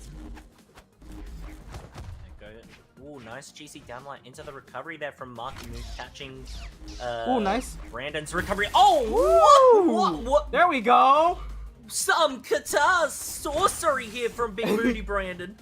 And we'll see if he can manage to even up the stocks a little bit. He is deep in the red. He is getting into that KO range. If not, he is already staying on the edge of the stage. He's playing very tentatively, and that's why Marckiemoo with a huge side seat catching him unawares. Yeah, just throws himself at the edge of the stage, knowing that Big Booty Brandon's trying to create as much space as possible. It's just backfiring completely. Ooh, but now applying a lot of pressure, but Marckiemoo's already wised up. He's changed game modes. Oh, it's a little back and forth, but Big Booty Brandon's gonna need more than a back and forth to win this. He's in a full stock deficit still. Ooh, looking good off stage. Keep Big Booty Brandon from touching. Oh, there. So tense. Marckiemoo trying to take this stock here as quickly as possible. He's moved on to the gauntlets. Ooh, doesn't quite catch the dodge there. Nice GC downlight, picks up the sword into the recovery. Brandon now trying to... Ooh, tries to go for the side sig. Nice dodge from Marckiemoo. Good punish as well. Tries to go for the weapon throw. The GC doesn't quite connect. Both end Oh no, and they're both missing each other's faces. Punch in the air right now. Marckiemoo with a nice side air. Big Booty Brandon makes his way back. The neutralite from Marckiemoo. He's trying to make his way back. The recovery's going to catch. another 2 stock, and now it's 2-0 for Marckiemoo. He is on a rampage. Yeah, it's not looking too close for Big Booty Brandon right now, even though at the end they looked very close. Marckiemoo had a full 2 stocks on him, so we might need to see the Linfei pop out if Linfei is the best that he's got. Let's see if he's made that switch. It was a little too quick to tell.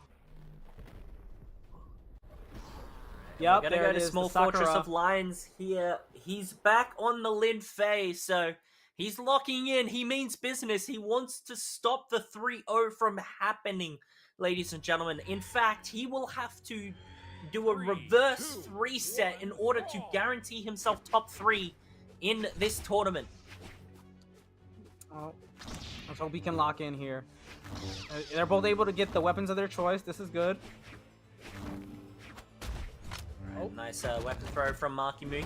He's just trying to open up the damage, catches the dodge nicely, but he's lost the gauntlets now, so he'll track over to the scythe. Tries to get the read on the katars, does Big Booty Brandon, but nice down air, tries to go for the side air, huge play! Oh no! Can he make it back? He can't! He's overextended and Marckiemoo made him pay the price. This is not looking good for Big Booty Brandon. No, Marckiemoo had just a smidge of damage on him, so this is looking terrible.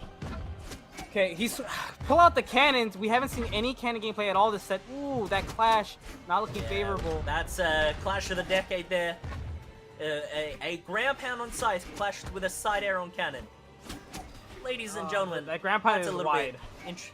That's almost as sus as Big Booty Brandon's name.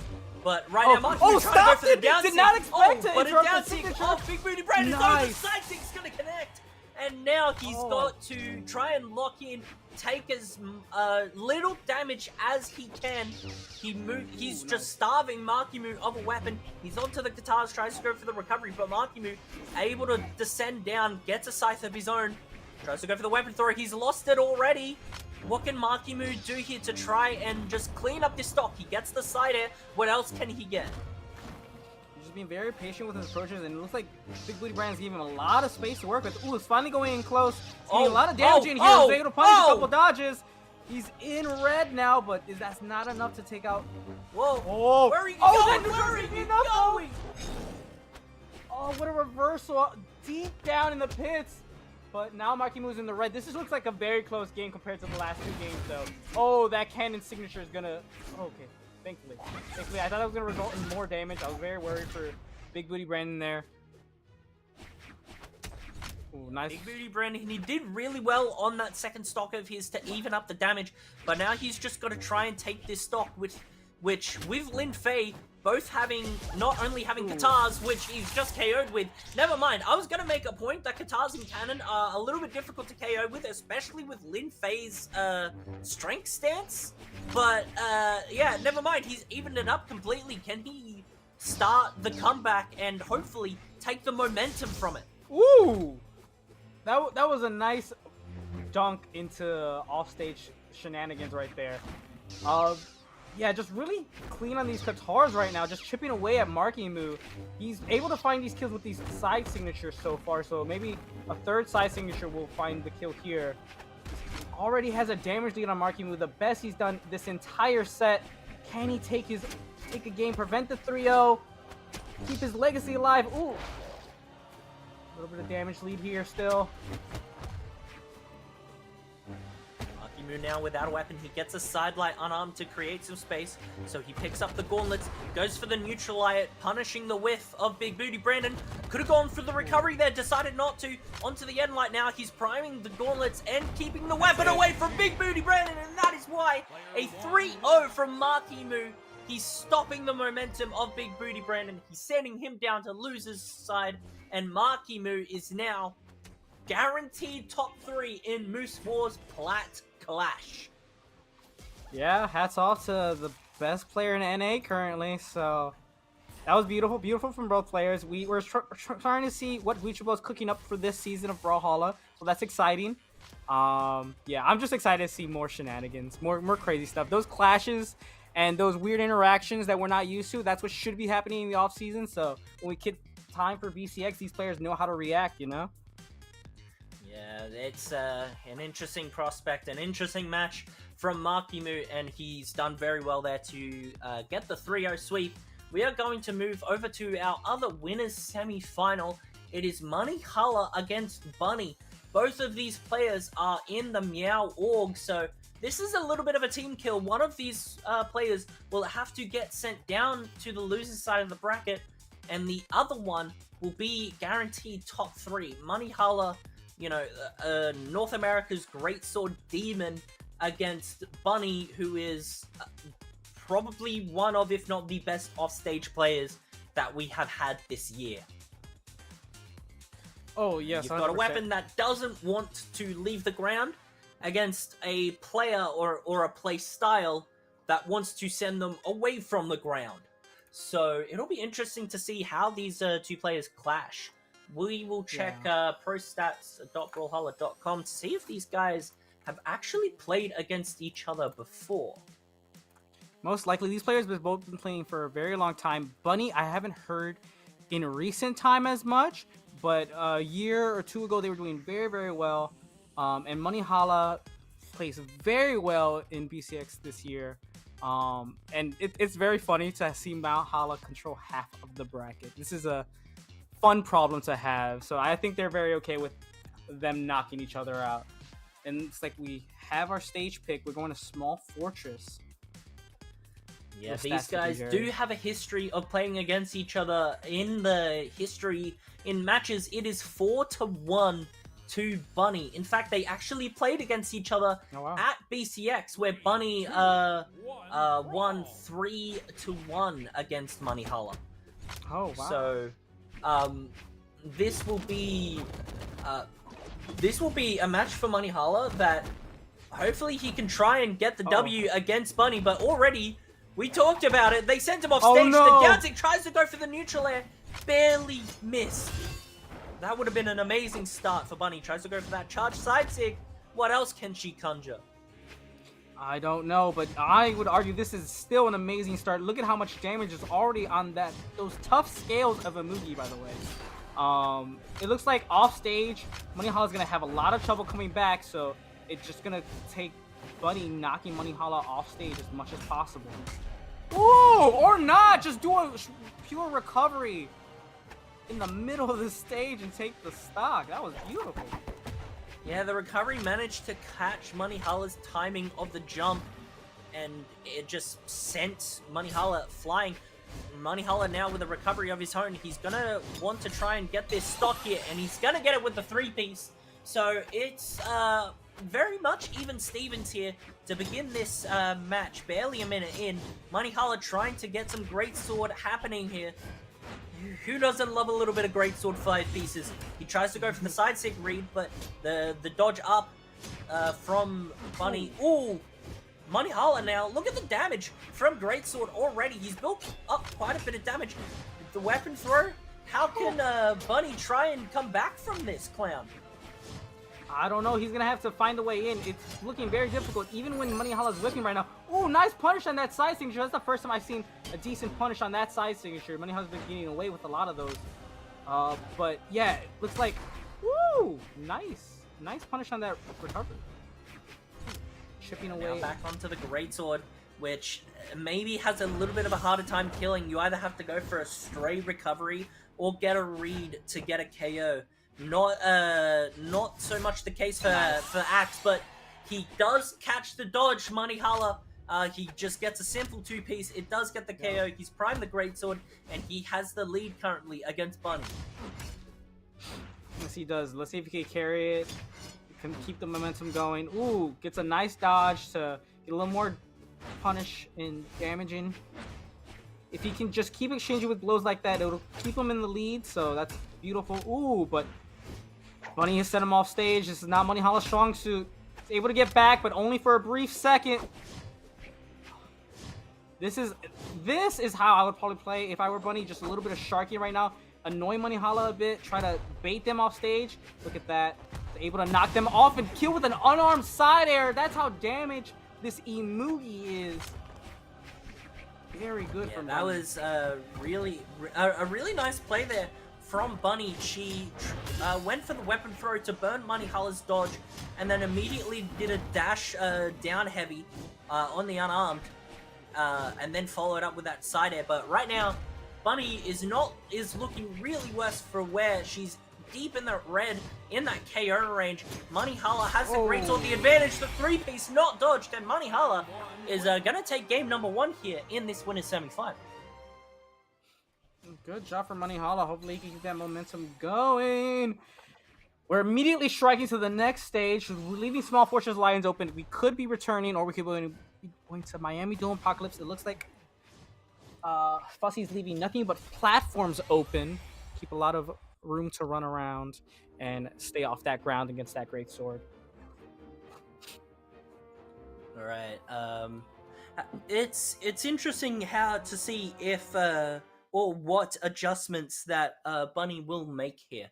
She did really well in parts, but Monihalla Greatsword was just tearing her apart.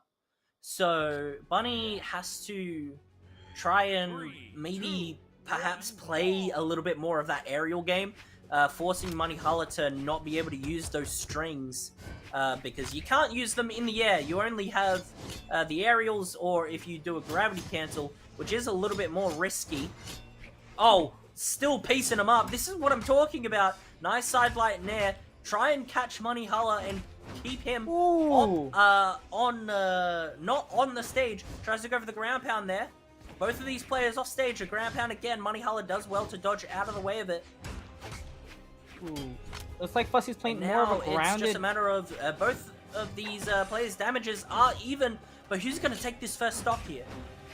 It could go either way, but it looks like Fussy's playing more of a grounded game this time around, not really trying to knock Monihalla and keep him off stage, but ooh, it looks like Monihalla has a little more experience with the on-stage gameplay and takes this first stock. At least against Bunny, that was a nice side air, just catching her movement, trying to go in. The ground pound got, it connected, he got a chase dodge from it, but Bunny was quick to react. The gauntlet ground pound evening things up here.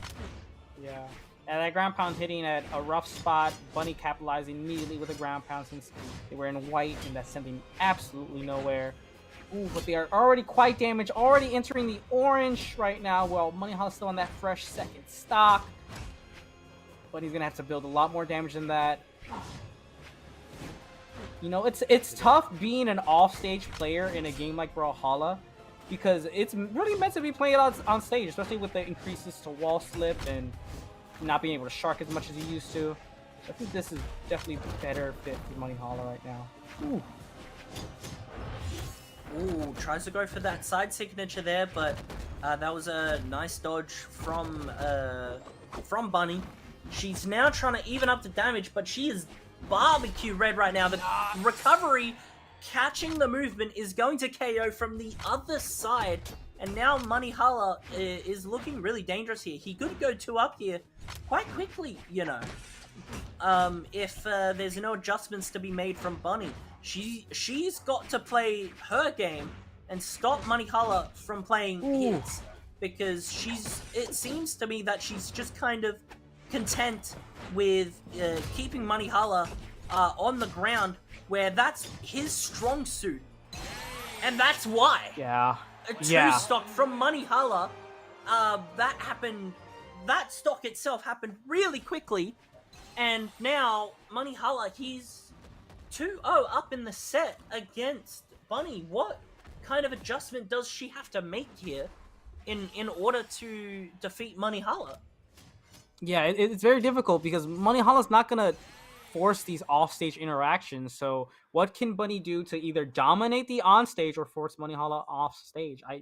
I don't know if Bunny's going to be able to figure it out within this set. But they're switching off to Yasiri, so maybe the sword and Katars will do something different. Yeah, we'll see. Asuri is and has been a staple in Brawlhalla esports for as long as time has existed. So, but it is a little bit interesting to me, at least, that Bunny has swapped to it. I'll be interested to see where they go from here. I'm not sure if they've actually played. They've played one game of Asuri in professional play. One. Oh, okay. They've played 115 on Rayman, and then the next is like 13 on Bodvar. So this is a bit of a wild card pick. Almost one out of desperation from Bunny. But we'll see if it works. If not, well, we'll soon find out, won't we? It's not doing the worst right now. Monihala's trying to figure it out, and so's Bunny with this new interaction between the two legends clashing.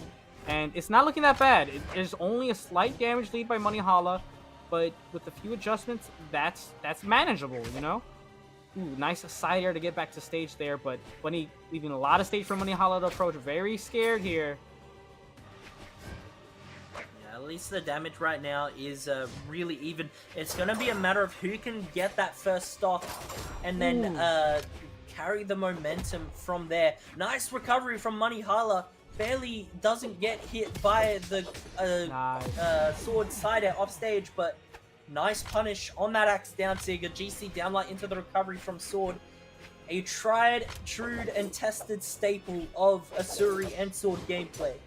And it's good to see that Bunny is using it well. Not Money, Bunny. Their names are weirdly similar, at least the start of it. Yeah, Bunny. They rhyme. It's ooh, very even still. Monihalla able to take that stock right back. This can really go either way right now. Bunny's looking a little more confident dancing around this stage. These tit-for-tat hits. Oh! That GC was risky, but Monihalla doesn't punish it.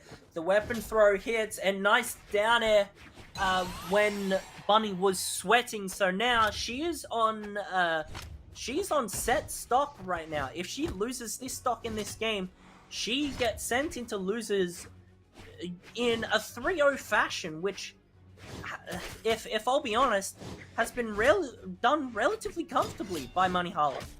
Yeah, that whole interaction was very surprising. I had just said they're very even damage. They were in the orange, but that entire interaction just led to Bunny losing that stock very quickly. But here we go. In the orange already. The same damage they went earlier when Monihalla took that stock. Already entering the red. The high damage of Imugi really coming in onto the Sasuri. Uh-oh. Goes for the weapon throw, takes out the recovery of Bunny, but now she's off stage, deep in the red. Monihalla now, he doesn't need that much to clean up the stock and take the set. Ooh, tries to go for a wild read. That's not gonna do it though, as Monihalla gets the 3-0 against Bunny in winners semi-final. A relatively dominant play. Yeah.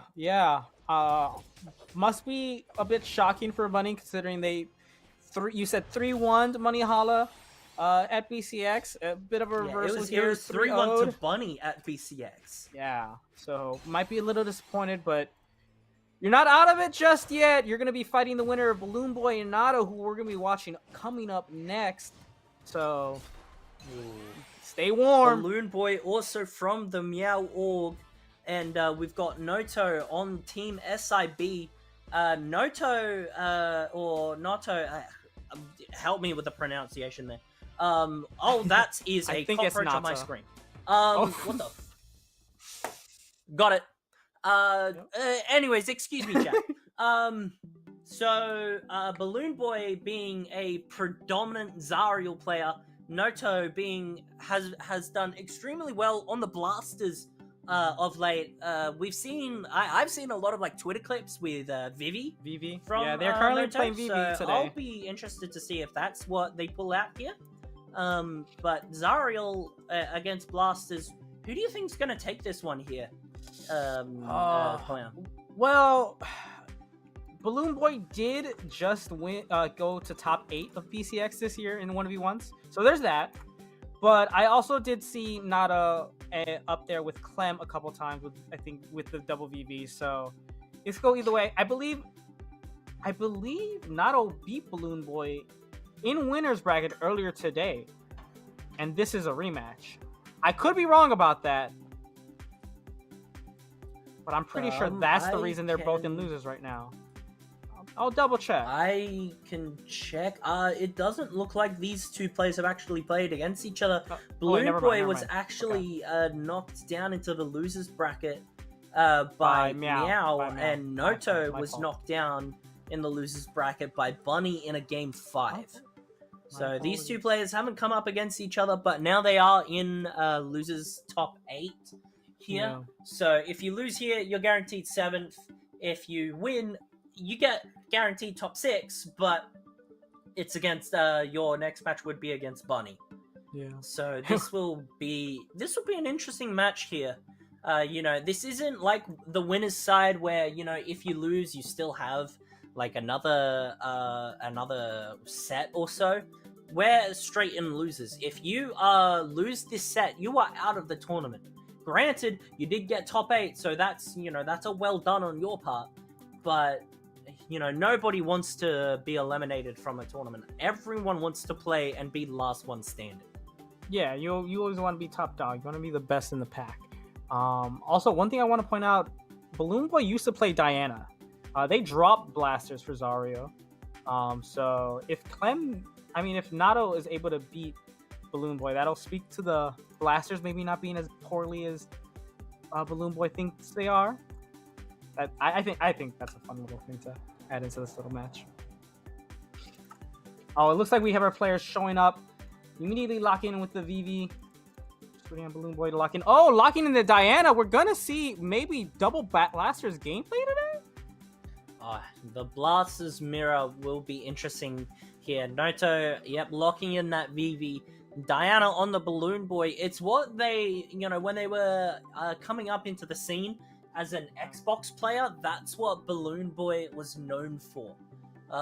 They were known for that Diana. It was only when, you know, they swapped over to a PC when they really started picking up Zariel. So this will be interesting here. Balloon Boy back on the legacy pick against Noto. So this will be, this is loser side top 8, ladies and gentlemen. If you need to be reminded, if they lose, if one of these players loses this set, they are out of the tournament. So a little bit high stakes here from both players. Very much so. This is their last chance to shine in their first tournament of the off season. Really fun to see. A very rare Ditto, by the way. Not a lot of players still play Blasters. It's a very underused weapon. Ooh, and it's quite even so far. Ooh, Nato throwing away these Blasters, switching over the boots. Relatively newer weapon, only been around for about 2 years now. Ooh, able to cover a lot of area with that down signature and get Balloon Boy off that wall. We're very scared to hit the floor. He's set up with that neutral sig. Tries to go for a GC side sig. Balloon Boy with a nice punishment, but that's not going to kill. I wonder if they could have gone for a neutral signature there after the downlight. Instead, oh, what a GC! Possibly. Balloon Boy whiffing the recovery, and Noto's going to take the stock from that as well. Both players in the barbecue red, but it's Noto who's able to capitalize first. Yeah, able to clean up very well with that. Oh no! With that boots downlight, but it doesn't matter. Balloon Boy uses those invincibility frames to immediately get a side air and even out these stocks. And is building a lot of damage with this bow right here. The weapon they've been playing a lot more this past year. Interesting. Using the boots to get back to stage, but this bow is covering a lot of room. Side signature not clipping onto stage properly. Oh, whoa! Balloon Boy, you did not have to cook that hard. Now the kitchen's on fire. What in the ever-loving okie dokie? Now Balloon Boy on a little bit of a rampage, trying to deal some more damage on these blasters onto Noto, who's kind of in that mustard yellow right now. It's not looking pretty. Now they're getting into the orange, into the red from this blaster gameplay. Nice side signature. Can they create some space, try and get this stock, and then potentially try and get everything else? If not if Balloon Boy has anything to say about it, though. Oh, no way. Yeah, Nato was a side air away from getting knocked out just a second ago. Ooh, was able to finally get Balloon Boy off a weapon here. Gets them unarmed, but still getting knocked off stage despite that and getting sent way too far with that down air. Balloon Boy's gonna take that stock very confidently, have enough time to play off stage, do a little GC for fun. Oh, that looked very dominant from Balloon Boy. Yeah, that was insane. Mind you, that was a down air on the bow that hit him on the ground. Hang on. Yeah, it clipped over the edge of the stage there, and because you're on that little lip of the stage, it will still send you down and knock you straight out of here. Gotta be careful with these down airs from bow. They're very powerful and help get kills when recovering air just won't. Alright. So now that we're in game 2, Balloon Boy, that was a really excellent performance in that first game. Can he try and clean everything up? Tries to go for the recovery there. Oh, catches the GC! What a downlight into the neutral signature from Balloon Boy. We see him use that string in this match in game 2. Can Balloon Boy try and clean up the rest of this game now? Perhaps he does have a really healthy stock and damage lead, and he's continuing to build on it. Yeah, he's not quite in the orange just yet, and still doing plenty of damage to Balloon Boy. Ooh, okay, there we go. Oh no, that down signature catching that inside dodge. He did it again. Recovery stuff. That down air is going to connect. Oh my goodness gracious me, he did it again! Balloon Boy, the whole house is on fire this time, you need to put it out! Oh, the whole neighborhood might go up in smoke soon. Oh, that weapon throw is able to keep Balloon Boy. Oh, he's still able to find way back to stage with that neutral air, but finally gets knocked out, but has a full stock lead against Nato right now. Not looking good for Nato. Shoving Nato away for that down signature. Oh! Alright, nice trying to string. get these the boots reads right now. Sends Balloon Boy off stage, but he does manage to make it back. Not before picking up some blasters. Can Noto try and clean up a stock here, or is Balloon Boy going to just stop the momentum? The down signature connects, so does the side signature. Oh, the clash! Nice The clash! We take those. Oh, that's heartbreak for Balloon Boy. Now he's got to try and clean up the rest of this stock here, and try and give himself that hefty 2-0 lead. Oh, no, Balloon Boy again. There have been 2 games, and Balloon Boy has hit 3 D-Light reads into that down signature. That is diabolical. That is diabolical. Alright, well, Noto isn't making a character swap, but more of a crossover swap. They're going over to the Mega Man now, so we'll see and hear some interesting sounds from this mythic crossover. But against Balloon Boy's Diana, will it be enough? Let's hope this upgrade just don't happen to think so. I'm holding a little hope here. Maybe these Saw Blades, these special tornado spins. Maybe that's what Balloon Nada needs to beat Balloon Boy right now. You know what? Damage is looking quite close. They both have their blasters. Ooh! Using that little dog to step on up. You know, maybe all Noto needed was a little bit of head protection, considering that Mega Man has a helmet on.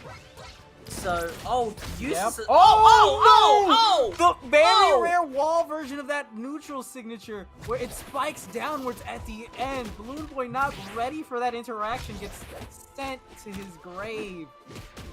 He tried it again. He tried it again. Noto's been doing that dodge so many times. I think that's like the only time that has failed so far. The side signature, catches the dodge. Can he keep going? Nice. Noto now turning the heat up. He's trying to stay alive in this bracket, and right now in game number 3, he's doing very well. Let's see if he can continue to carry this stock. He's doing so beautifully. Not going for that neutral signature, just going for a side air there. Just enough to get Nato didn't off have stage. enough movement to be able to connect to the wall here. Now Balloon Boy on the bow. Noto is gonna pick up another pair of boots. Excuse me, I'm yawning. Wow, this amazing gameplay is happening. Balloon Boy now trying to... We'll see if he can manage to, pull off a comeback here in game number 3. The neutral signature again from Noto. The neutral slight there that time. Oh, he hit it again! He did it again! That's like an 80% conversion rate on that happening. And Noto doesn't have enough. And because of that down signature connecting, he's now evened up the stocks here. And damage, he doesn't look that bad. No, nice neutral signature there from Noto. Can he continue doesn't have a this? lot of options. Uh-oh. He's Tries in to the go for orange, ground but... pound, like on stage. Balloon Boy now in the orange. Noto picking him up, down almost like enough. side air off of that down air. Tries to go for the side Noto. signature to cover some ground.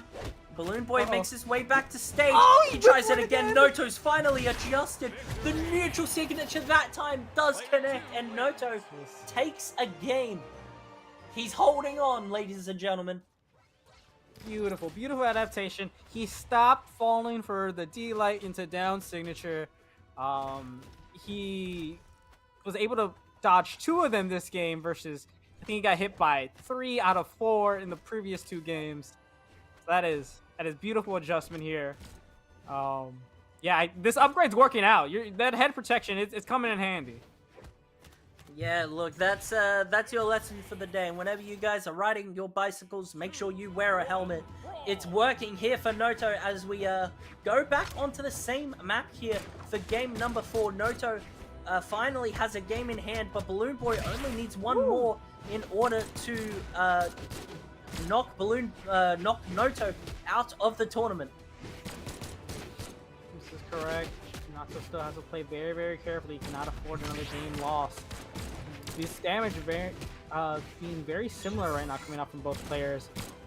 And they're both being very aggressive. I'm enjoying this quite a lot. Let's say how hilarious it is we have Adidas kicks in this game. Nice neutral signature from Noto. He's trying to press with that side air, but he's gonna make it back. And Noto, what happened, man? He ran out of options there. He sunk to his doom. He ran out of options, man. And now he's got to try and take this stock. Another neutral signature from Noto connects. Downlight into the side air. And that's going to take the stock here. Stocks are even. But right now, it's just a matter of who can pick up the momentum from here. Another neutral signature connecting and hitting Balloon Boy, who dodged on the ground. Yeah, that little arc, if you're not careful, you're a little bit to the right of Mega Man when he's doing that, you're going to get hit by that signature, so you have to be careful. Oh! Nice follow with that down air. And the Balloon Boy in a very tough spot. But Nato is quite damaged, but he does not care. He's still applying tons of pressure into the Balloon Boy right now, trying to find something to take this stock as early as possible. What a dodge, delaying the GC downlight, and then that taking the KO. Noto is on tournament stock right now. He needs to be really careful. Try not to let Balloon Boy take momentum, or otherwise he could be out of the tournament. Yes, he can. Yeah, that was a beautiful counterpunch from Balloon Boy back there. And now he's just keeping a lot of space against Nato right now, just not making it easy to come back to stage. And doing a good job of punishing a lot of these Not making him easy for him to be able to connect anything right now. Beautiful spacing from Balloon Boy. Noto picking up the blasters, catching him with the neutral signature. Can he try and take the stock here? He does not with the recovery. Oh my god. But the side signature will. Yeah, he was able to cover a lot of ground there. Balloon Boy was having a bit of trouble landing, finally taking that stock, but not a lot of hurt. He cannot take a lot of hits right now. This will be his tournament stock. Tournament stock here, ladies and gentlemen. Can he try and bring it back? Tries to go for the jump. Is that going to be it? That will be it. Balloon Boy takes it out 3-1. Noto is out of the tournament at 7th, but well played to both of these players. Balloon Boy, however, is the one moving on. Yes. Yeah, very well played to both of those players. Not a lot of really upgrading with that Mega Man at the end there. It looked beautiful. But now we're gonna switch over to Draggy and Pierre. Draggy has been playing Zol earlier today. We saw them fight against Bunny and try their best. Let's see if they can do a bit better going into Pierre. They did take out another player to stay in top 8. So let's see how that goes. We'll see how it goes. Indeed, Draggy on the Zol, who, you know, he made it through to the loser's side of top 8 against, if I check the bracket here, against Conan. Draggy, who did lose out to Bunny in the winner's side top 8 qualifier, he made his way back down to losers. He's in top 8. The Zol had one really, really good game against Bunny. So I'll be interested to see the potential that comes here from Draggy. But on the other corner, Pierre, who is, as a player, is a little bit of a wild card. Could, pick out most, if not any, character that he wants. But I believe when during like the peak of his career, he was known for Fate and Asuri. I think. Don't quote me on that, but I will find out. When I think Pierre, I think Raymond and Val. But you are right in that Pierre will play whatever they feel like. I feel like they love gauntlets the most, but I could be wrong about that. But yeah, Pierre is very much a wild card. Used to plays very well in these tournaments. In majors, getting podiums, but like top 8s, I believe. Draggy, relatively new. I don't believe I've heard them before this tournament, I'm going to be honest. But in Flow State, a very well-established clan within Brawlhalla. Yeah, we believe Draggy is PR 90 in the North American Power Rankings. And Pierre is PR 17. So this is, in all honesty, a little bit of a mismatch here, looking at the stats here. In the 1v1s in BCX, Draggy got 65th and Pierre got 49th.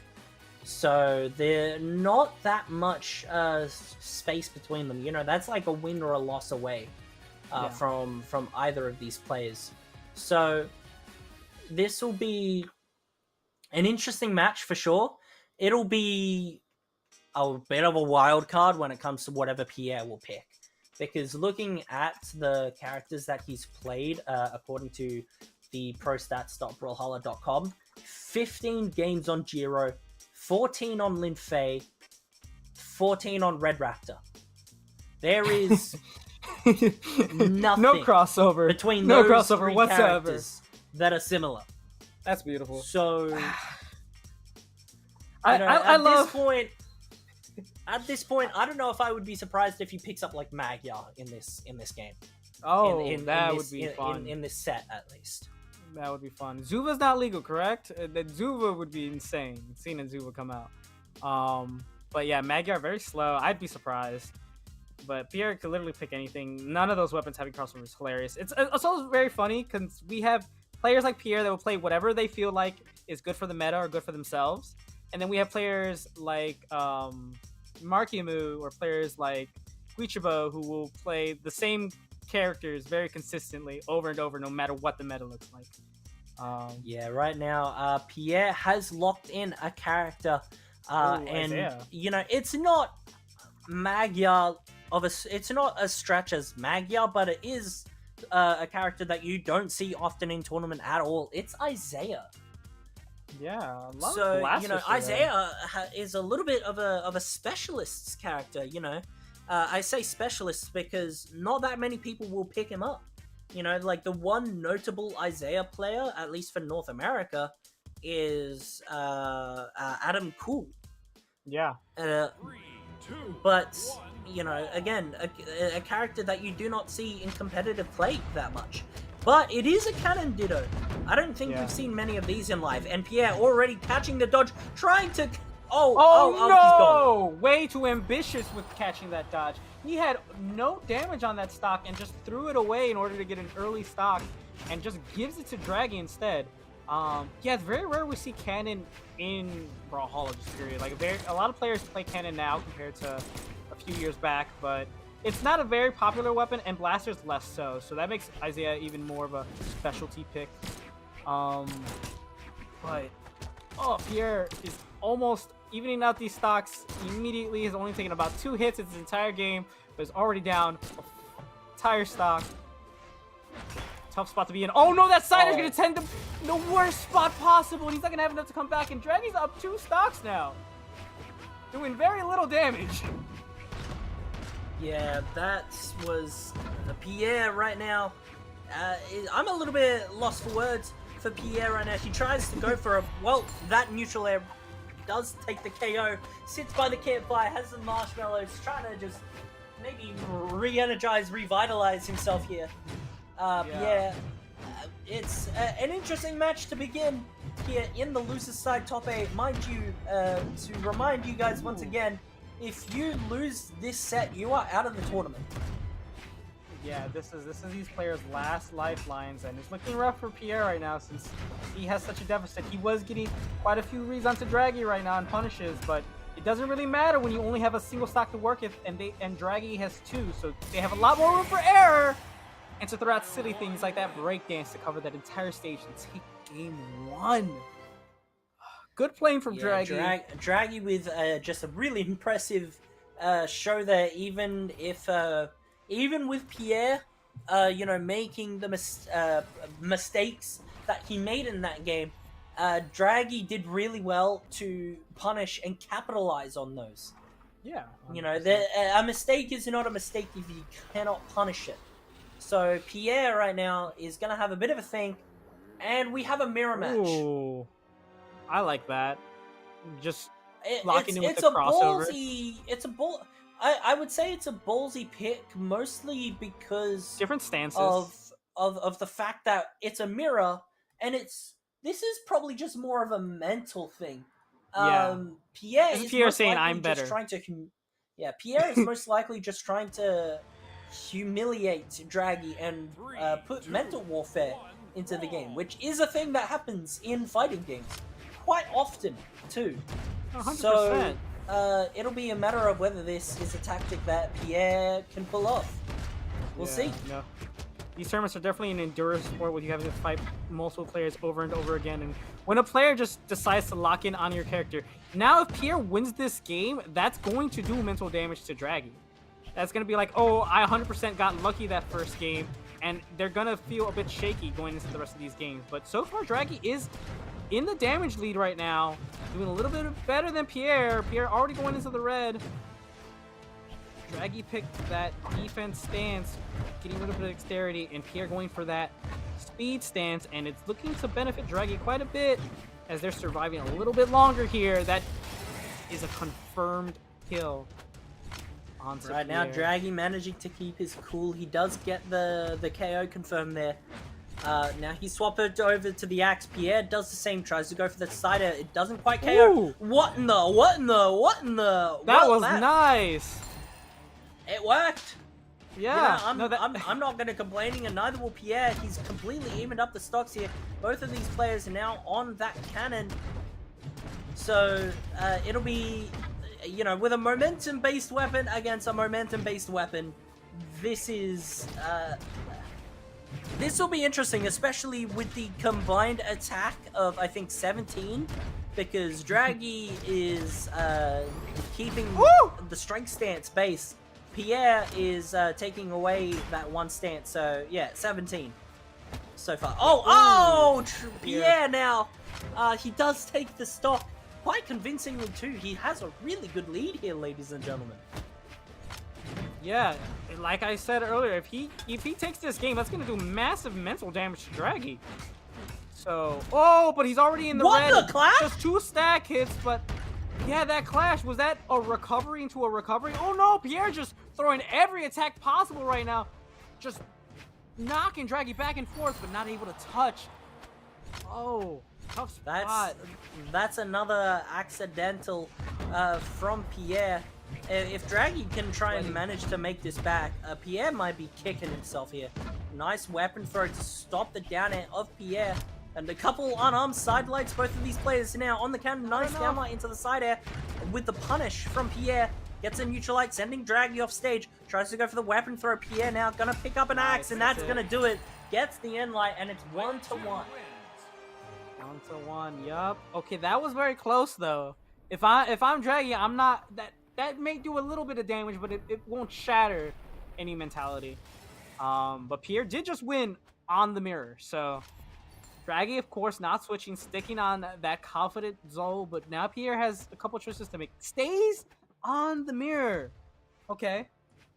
Confident that Draggy won't be able to adapt properly and just continue to wreck on this mirror pick.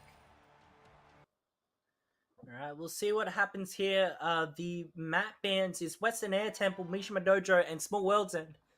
And we are going to Western Air Temple, a map that you do not see that much in competitive play, even with the striking.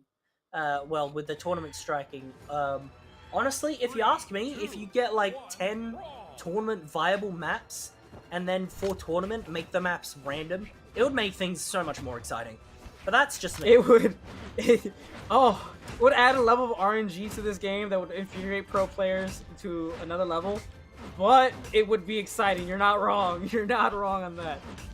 Interesting thing about Western Air Temple, these walls are very short. So if they get hit to the side right here, we could be seeing very early stocks. Ooh, that weapon throw almost sending Pierre out for this first stock. But able to dodge that ground pound though and possibly reverse it. No, throwing it all the way. In every game so far that has been played, Pierre has done an accident. He has committed an accident. So, he's doing these big gambles right now. If that doesn't tell you enough about Pierre, I don't know what does. It's just, this man wants these offstage kills, but is throwing everything at the wall in order to get these offstage kills, and nothing's sticking. It's not sticking, unfortunately. Ooh, he's able to get that confirmed, though, and even out the stocks at least. Pierre, truly an ambitious player, as he does get that KO there. Both of these players are now on the axe. Damage-wise, it's a little bit even, but this is Zol we're talking about. 17 strength between the two of them. It's going to take 3 hits for you to go from yellow to red. And that reverse recovery. Oh, the ground pound from Draggy. Nice down there. That's going to do it. Beautiful offstage gameplay there from Draggy, managing to get the KO confirmed as well. Beautiful stuff. Can he try and take the lead here in the set? Quite possibly. It looks like Draggy's able to adapt to this mirror pick and do a little bit better here, focusing on staying on stage against Pierre. And although Draggy is benefiting from the kooky offstage interactions, it does not look like Draggy wants to actually be off stage. Alright, now Draggy trying to go for that GC downlight, and Pierre is going to punish that heavily with that side air. It's going to take the stock. Draggy now, he does have a little bit of a damage lead, but again, this is Zol. It doesn't take much to either extend that dramatically or even it up dramatically, and we're seeing that right now with Draggy. He hasn't been touched on this stuff, and already Pierre is just knocked out. What gameplay from Draggy! Oh my goodness, 2-1 in Draggy's favor. Yeah, that 9 attack really just doing a lot of damage at the end there and killing with the downlight from Axe off that elevated platform. Very beautiful, forcing Pierre to switch off that mirror and onto the Mordex, saying, alright, fine, you adapted, you figured out the Zol, but picking something they might be a little more confident in here and maybe able to stay in the game. But if they lose another game, that's it. No more Pierre in this tournament. Pierre, he's swapping over to that level 100, the Mordex. Hopefully he can make it work wonders here against even just Scythe alone, in my opinion at least, has a good matchup into Cannon and Axe. You know, it just manages to just shut out a lot of its gameplay. We'll just see if Pierre manages to do the same here against Draggy. Yeah, let's see. So, oh, I'll be honest. Oh, hang on a minute. Oh, okay. He's back. He's back. Okay. It's all good. A lot of damage from Pierre, though. Nice neutral air. And clean in the center of the stage. This is a very small stage, and with Zol having this much attack, you're gonna see a lot of early stocks if Pierre's not careful. Woo. Nice a wake up side blight there from Draggy, but Pierre does catch the dodge there. With the gauntlets, he's trying to get this KO as soon as possible because he is eating so much damage. He's already in the red. Sidelight down air. Can Draggy finish off the stock? No. Pierre makes his way back up with the recovery. He picks up the side this time and gets the KO with the side air. Pierre can breathe a little bit, but not for long.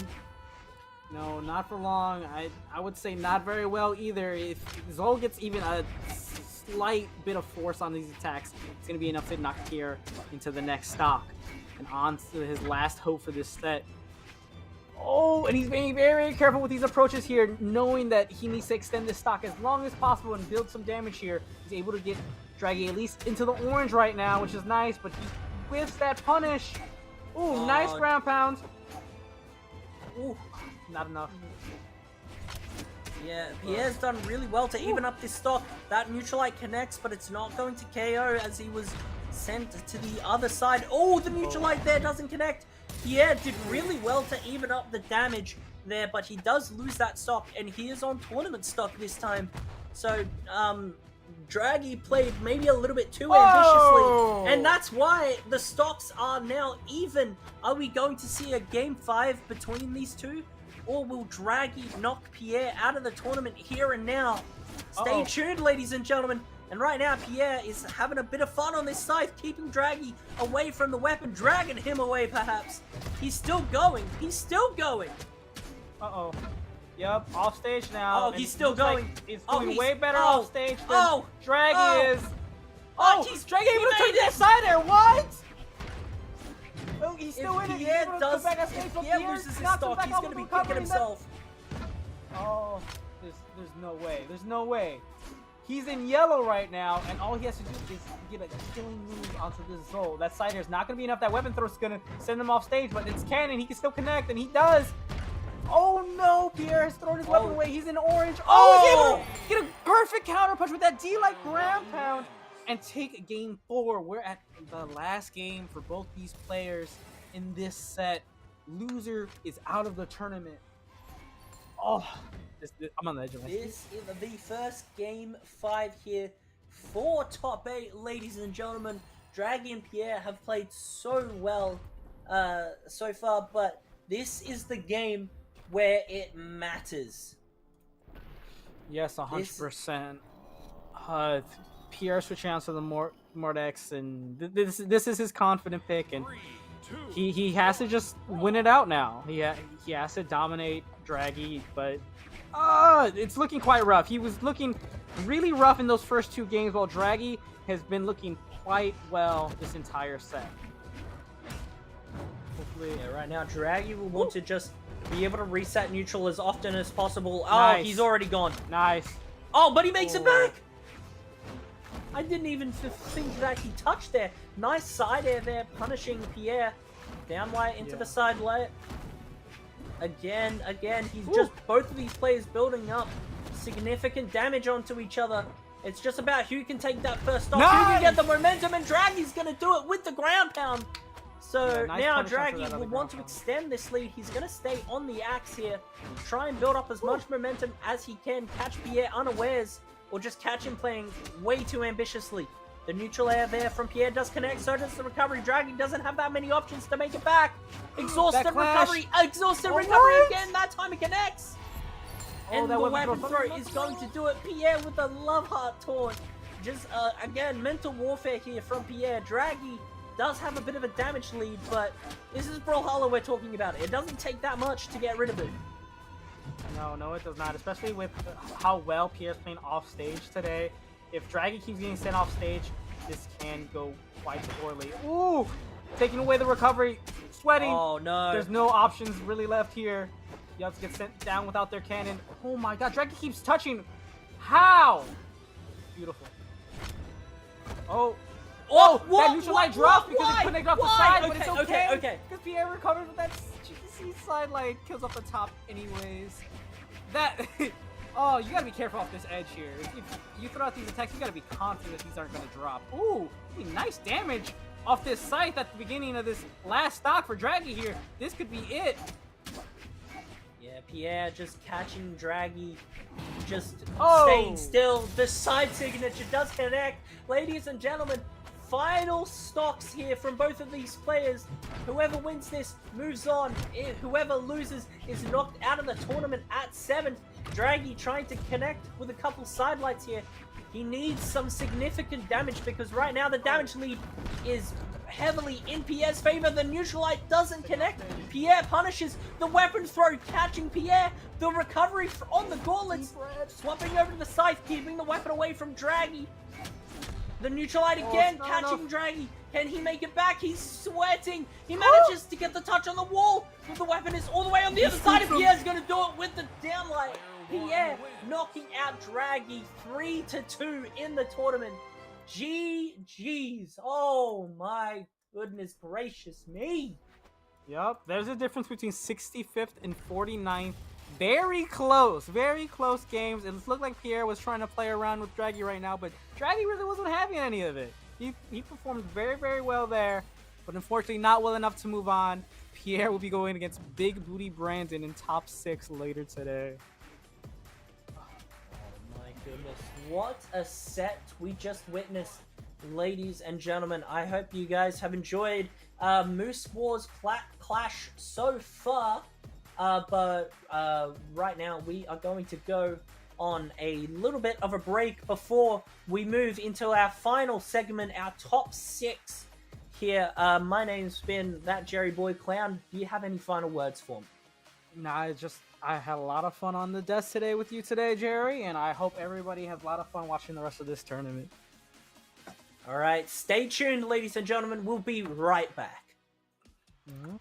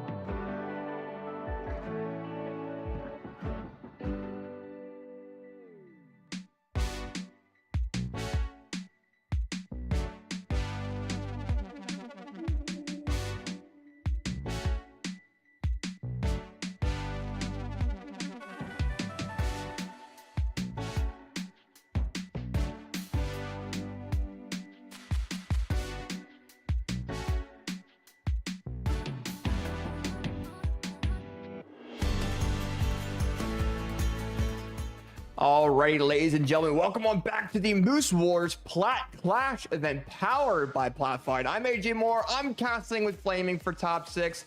And Flaming, how you feeling tonight there, my man? Dude, I am doing great. I've been watching this tournament from start to finish, and still every single set surprises me with the outcome. It's so amazing, and I'm so glad to be back.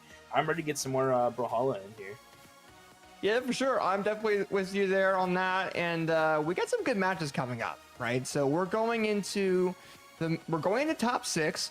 We are starting with the elimination quarterfinals. So we'll be having Bunny versus Balloon.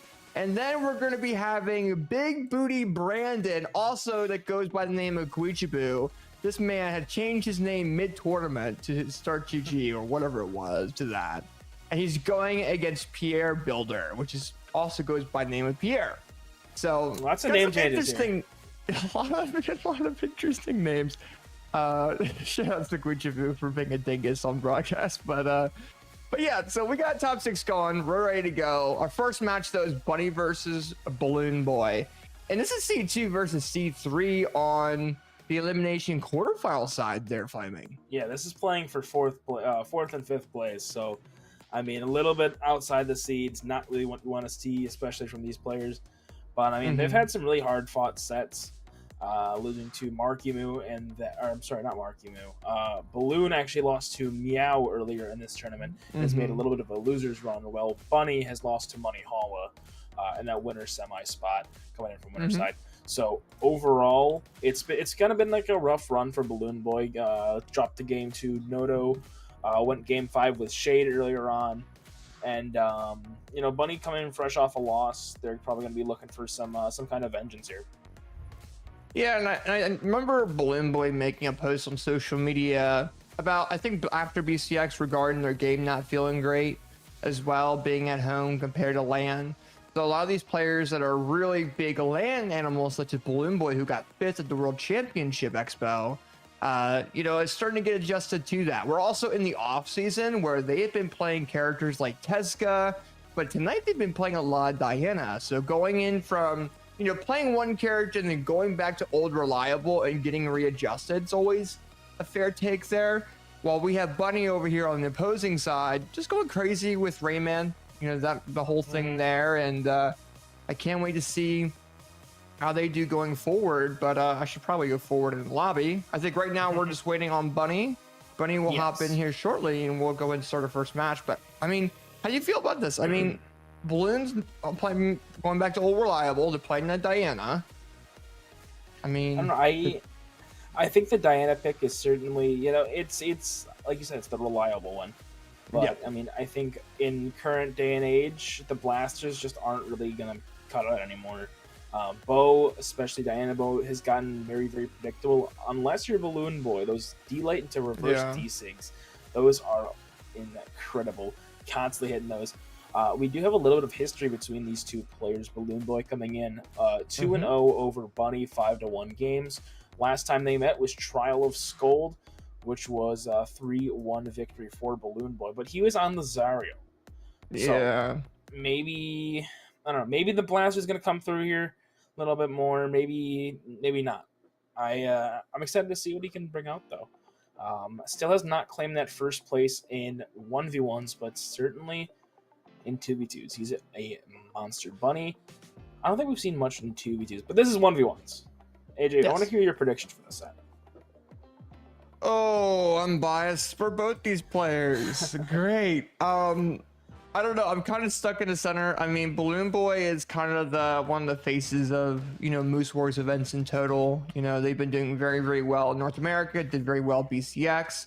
And they go against Bunny, Bunny is just such a very, very good Rayman player. You got the axe, you have the gauntlets.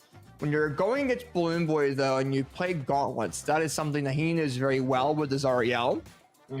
I want to see what Bunny could do with the axe using that range against Balloon Boy, because realistically, Balloon Boy, that's the one weapon he doesn't play off of Bunny's character as well, and they're used to facing Rayman 2 in tournament. It's not very common in top 8, but when it comes down to pools, you do see it a little bit. But I mean, Balloon Boy beat Nato 3-1. and then Bunny beat Nato 3-2. So if we're going off of Yes. how many games Nato took off each person, I'd have to go with Balloon Boy this set. But Bunny's also really, really good themselves. Never in my life did I think we'd use Noto to make a relative prediction. Shout out, Dude, shout out he's Noto. been Though. He's popped been going off there. crazy, bro. I'm happy he got Sure. top 8. Him and Dragon got, getting top 8. That's Apparently huge. he got Ethernet now, so he's not lagging nearly as much. So I think that's probably where that came in. But yeah, I think certainly on the come up. Look out for him. He's a demon, I swear. Yeah, for sure. And I let think me we're message. still- I'm gonna we're message just right now. I'll message Bunny real quick. Just heads up. Balloon has suggested Bunny to the lobby. Whoever has it. Yeah, Sandwick, if you could. I'm not room control leader. Goodness. No. Goodness sake. Sandwick and Prod over here going crazy. There we go. Yay, Brawlhalla. Yep. It's funny, we've been having like weird names tonight too. So right now, Bunny's name in game is Skibbity Girl Star. Mhm. And they can't change their name on Steam because their keyboard is broken. So they were texting me on their phone, and I'm like, okay, whatever. Just change the start name at that point. Yeah, right. Oh, well. Let me see. um, I need to read something here. So, while we wait for our players once again, Plat fight coming up very, very shortly. Winner Absolutely. of this tournament gets a free flight to the Orlando airport. I think it's something like that. Mhm. But they get a free flight there as well as a $500 stipend to spend on any other amenities that they would like to do or hotels. But if you can go to Plat Fight, make sure you do. It's a very rare chance to get that LAN experience, especially in the off season of Brawlhalla. It is a $2,000 tournament there, so that's a lot of money. That's a lot of cash, a lot of green. Yeah, it's definitely coming up shortly. I know I'm going to be there right in the Brawlhalla side of the bracket there. So we got some good players coming in. I mean, top 8 split for $2,000. For a LAN especially, I would definitely recommend it. I'll be there. Sansor will be there. Impala, Hybrid, and etc. will also be there as well. So if you guys want to meet some of the Brawlhalla's finest, definitely head down to Plat Fight. Sign up for that, and also check out the other games that are playing there too. Multiverses, Rivals 2 will be there, and etc. So for more information about that, go to platfight.com. If you are going to that LAN, make sure you register by midnight tonight to get the regular registration price, because after tonight, we extended it until tonight for you guys. It will go up another $15. So make sure you guys register as soon as you possibly can if you have decided to go. And with that being said, though, we got to figure out who's going to get that free flight to go to Plat Fight tonight there, my man. So we got Balloon Boy versus Bunny going into game number 1. Let's see what happens. Are you seeing his character pick? That's not just me, right? We're seeing a Reno coming out here. What? Reno? What? Blasters v. Blasters We're is kind seeing of a crazy. Reno come out from Bunny. I don't know if that's a troll infamous pick blaster or... mirror. Well, we'll have to see. Oh, maybe not. This is genuinely like the first time I've ever seen someone pull out the Lilith crossover. They're down like cider. Oh! I don't know. It's kind of crazy there for sure. For sure. Balloon already starting to go in a little bit more with this bow. I don't think they really want to sit on the Blaster's mirror. I don't know. Yeah, I'm also really confused about this Reno pick. Side sig goes out. Okay, slide charge side sig. Bunny, okay. Starting off strong. Now, how do you feel about this? We have like arguably 2 mediocre characters here going at each other. I feel like this is a mix-up for Balloon Boy. Balloon Boy's not used to facing the Blaster mirror in a Brawlhalla events, especially with Bunny, just pulling it out of nowhere, and Balloon wasn't really prepared for it, hasn't really faced it, right? So this is we're at the point in Brawlhalla where we're in the off-season, players are trying new things. Balloon Boy is able to make it even though 2 stocks all. We gotta see what, you know, Bunny is able to do with that orb too, because you do have that sidelight sider, true confirm. Like, they don't have any weapons that we're used to seeing them play. No gauntlet, no axe. Lots of neutralizers though coming out. Orb. Oh, There's lots of there we pressure. go. Nice side signature. Playing on the corner, beautiful gravity cancel side sig by Balloon. This neutralizer off the side, trying to go for that dash side sig. Bunny unable to find it though. Recovery for Balloon near the top, but not close enough. Another D-light whiff down air hits grounded. okay. Players just kind of trying to find slight openings to make some good punishes, and blasters not a super weapon. Oh goodness. They're both red in the second stock. Oh, that almost hit, but the grab pal lands instead. Okay, the weapon throw lands. The Silent did land as well, allowing for Bunny to have to go over to the ledge. The Silent Sider is true. Bunny knows that and gets the second stock knockout on Balloon. You know, a decent lead here for Bunny, I'll be honest. But, I mean, I think she just has to get that extra credit, and Balloon's not really going to let that happen. The falling side air, that's going to be that equalizer, and we have a very, very even game. Bunny only had disadvantage without the weapon. Yeah, there were like one hit difference. Then we see Bunny pick up the weapon, and now we're seeing them go back and forth. You're seeing Balloon Boy have the center platform control with that bow. Uh-oh. And that might allow them to go ahead and get this decent lead here over Bunny there. And Balloon trying to really control this matchup over Bunny, but Bunny comes in with the orb, gets the neutralite. Sider comes in, now having that platform control away from Balloon Boy. And for both, that's where you get your damage buildup. So you're seeing Bunny just try to make sure they can control that a little bit better. Picks up blasters, trying to mix things up. But Balloon Boy coming back in with that bow side air. Oh, but Balloon's in the orange, but oh, Bunny's in the red. It is so incredibly close. Balloon needs one good signature, but Bunny has to try and play around it. They need to get some more damage here. Neutralizer is not going to send into the sky just yet. Weapon throw now disarmed. Neutralizer putting a little bit more damage here on the Balloon. Recovery. Resetting to this orb. Balloon now unarmed. Has a ton of different options. Opts for that neutralite there. Trying to put some more pressure on the Bunny. Sider sends Balloon to the other side. Neutral sig barely whiffs. Falling Sarah. Not enough. Weapon throw barely dodged. Balloon slowly able to make it back, but so close to D-light. It is very, very close. And we're seeing Bunny getting dared there by Balloon Boy. Trying to land these GC downlights and these different unarmed attacks here and there. But now it's going to allow for one player. They're just dash dancing. They're going back and forth. They're looking for the D-light. Oh, the backward side air landed by Balloon Boy. And that will confirm them of getting game number 1 over Bunny, but in a very, very close fashion. What the heck? I don't even know. Like, don't even ask me because I don't know. I mean, I'm like confused because considering the fact that Bunny is known for playing 2 completely different weapons, but is keeping up with Balloon Boy's main weapon, or one of their main weapons, is crazy to me. But we're going to game 2. We're on Apocalypse here. Oh, okay, I think this Balloon. map is like the bane of existence for Blasters players.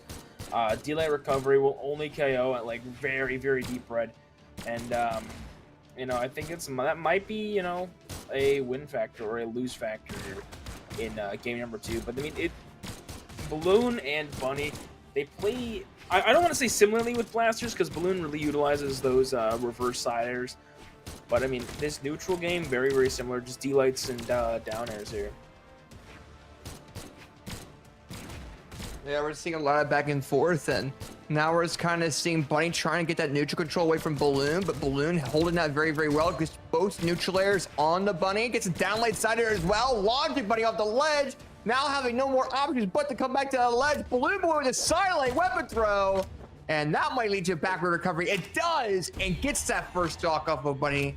Very good to start off the beginning of the game here. Bunny's going to be on that orb now. Orb sidelight side air, like you said, it was very, very good. Man, they made got it a risky. little hard for that neutral sig though. Balloon with a nice side air. I'm sorry, a side light. That's not going to do a whole lot. Trying to catch a Sarah off the side. Right in the corner here. Resetting has to go side light Sarah. That is going to be that stock gone. Now, Bunny has an opportunity to try and get this damage back. They did take a little bit of extra credit from Balloon, but not too much to be worried about just yet. And right now, we have it evened up. Trying to use those downers on the corner. Catches the dodge in, whiffs on the D-Light. But Balloon now going to try and get the capitalization on the reversal.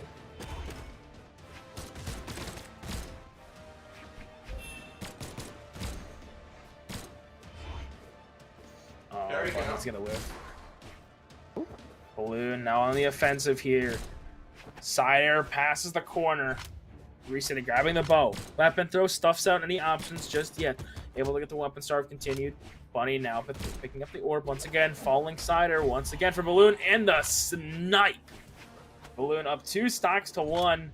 And this set already leading 1-0.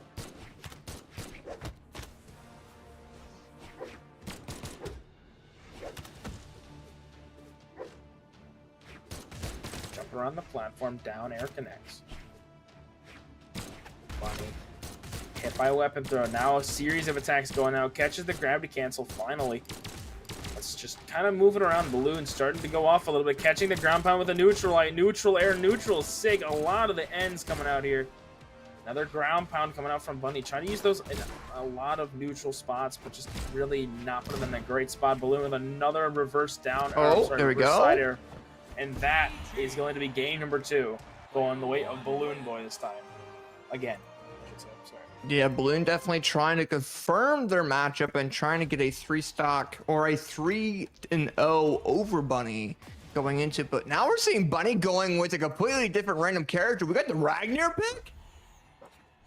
I think she's just having fun at this point. Yeah, I definitely agree. Well, but I think Bunny pulled out an Asuri earlier today, if I remember correctly. So maybe this isn't like the weirdest thing ever, because they have the axe from the Rayman, but it's certainly a different. It's certainly much different than how Rayman axe is played.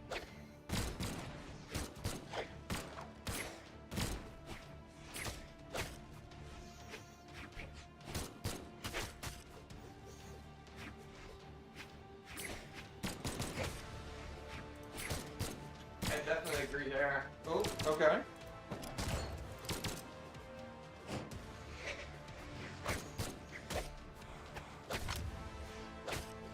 Getting hit by quite a few of these D-lights from Bunny. Resetting the stage, trying to get around those neutral sigs, or the space of the neutral sig. Try to go for a wake-up gravity cancel side sig. Unable to make it. Side light, D-light doesn't get the dodge down. Now playing on the corner, being very, very cautious of Balloon. Now gets the falling recovery. Not going to get the KO just yet. Another recovery, but barely clips the stage. Balloon lives a little bit longer. However, down sig says goodbye. Balloon drops that second stock here in a little bit of a pickle, if I do say so myself. Yeah, but this is a big deal for Bunny, right? Just because they are down like a half, or they are up a half a stock over Balloon, but they need to be able to keep that. And also with Balloon, guitars are one of those weapons that they have a little bit of a difficult time against. And I think Bunny knows that. So you're seeing all these neutral areas just land by Bunny. Oh, but Balloon with the GC neutral going through that ledge, laying a signature. Now Bunny with no guitars and gets punished for trying to attack Balloon with no weapon. A little unfortunate, I'll be honest, but you know what? Balloon did take a little bit of damage there, so I mean, Bunny's doing a great job so far. This Ragnar pick looks good, but now on the axe, let's see. They're a little bit more comfortable with this weapon, I feel, so maybe it's going to be, I don't know, maybe it's going to be good, maybe it's going to be bad, I don't know. Side light neutral air puts a little more damage here. Balloon with another whiff side air. Trying to get around, finding a good opening. Neutral light catches for Bunny. Avoids the side sig, but almost gets taken out by a beautiful place down sig. I'm sorry, ground pound. Oh! Balloon able to make it around. Another Sarah. Dude, if they got the third one, they would have been gone too. But now you're seeing Bunny come in with those guitars. Oh, but the GC neutral lands again on the Bunny. And it being two stock all, you're seeing these players trying to go in for these aggressive knockout options now. Oh, the re with the dash over to the left, and then the backward side signature to knock out Balloon's second stock. And now with Bunny up a little bit over Balloon, might be an opportunity that Bunny really wants to get the damage buildup while Balloon's very low on that final stock. is able to knock him into the yellowish orange. Now, Bunny really needs this game because this is elimination for them. But the delay recovery, that's going to be enough. Tournament stock here for Bunny. Like I said, they have to get rid of this stock to force game 4 and then game 5. I mean, this is it's a very uphill battle right now, and Balloon not going to make it an easy task. Goes for that jump down here, not going to find a neutral. It's going to connect. Once again, trying to play off the side of stage. Saw how Bunny was playing earlier with the Katars. Catches the dodge in. Trying to go for that gravity cancel sidelight style. Unable to do too much with it, though. Balloon sitting decently in the high orange. Now in the red. Ground pound. Bunny commits for it. Baits Balloon under the stage. Not going to find anything off of the cane to confirm. Balloon now the only person with weapon. Sider towards the center stage. This is getting really close. It is, and if you're Bunny, you have to keep in mind, you have to go for riskier options, but that was too risky. Oh my and gosh. Balloon coming in with that fantastic read after that signature from Bunny, and Balloon Boy 3-0s Bunny to go further into the bracket, into the elimination semifinal. My goodness. That was such a great play with that end sig there, man. Like that's why it's reliable. The old reliable. That is why. I mean, it's just so incredible with it. And now we have certainly we got a battle of the mixed up names. That's what we got next here. Do we? Oh, yeah, we do. We have the one, the only Big Booty Brandon 42 going up against Pierre Builder. I don't know. Whenever I see Pierre's name being Pierre Builder, it reminds me of Bob the Builder. So now I can just imagine Pierre's face on Bob the Builder. It's stuck in my head now. And then we got Big Booty Brandon, who goes also by the name of Guichabou. But we're not calling him Guichabou tonight because their Start GG name is not that. And I hate myself for having that rule in the rule book. But I have to go by it. And we have to see how it goes here. But Brandon versus Pierre should be pretty cool. When it comes to both these players, though, I mean, we've talked about them a little bit on stream. Comes down to Brandon. I hate saying it's so stupid. It's going to catch me off guard so much tonight. Just know, Guichabou, you have altered a rule completely.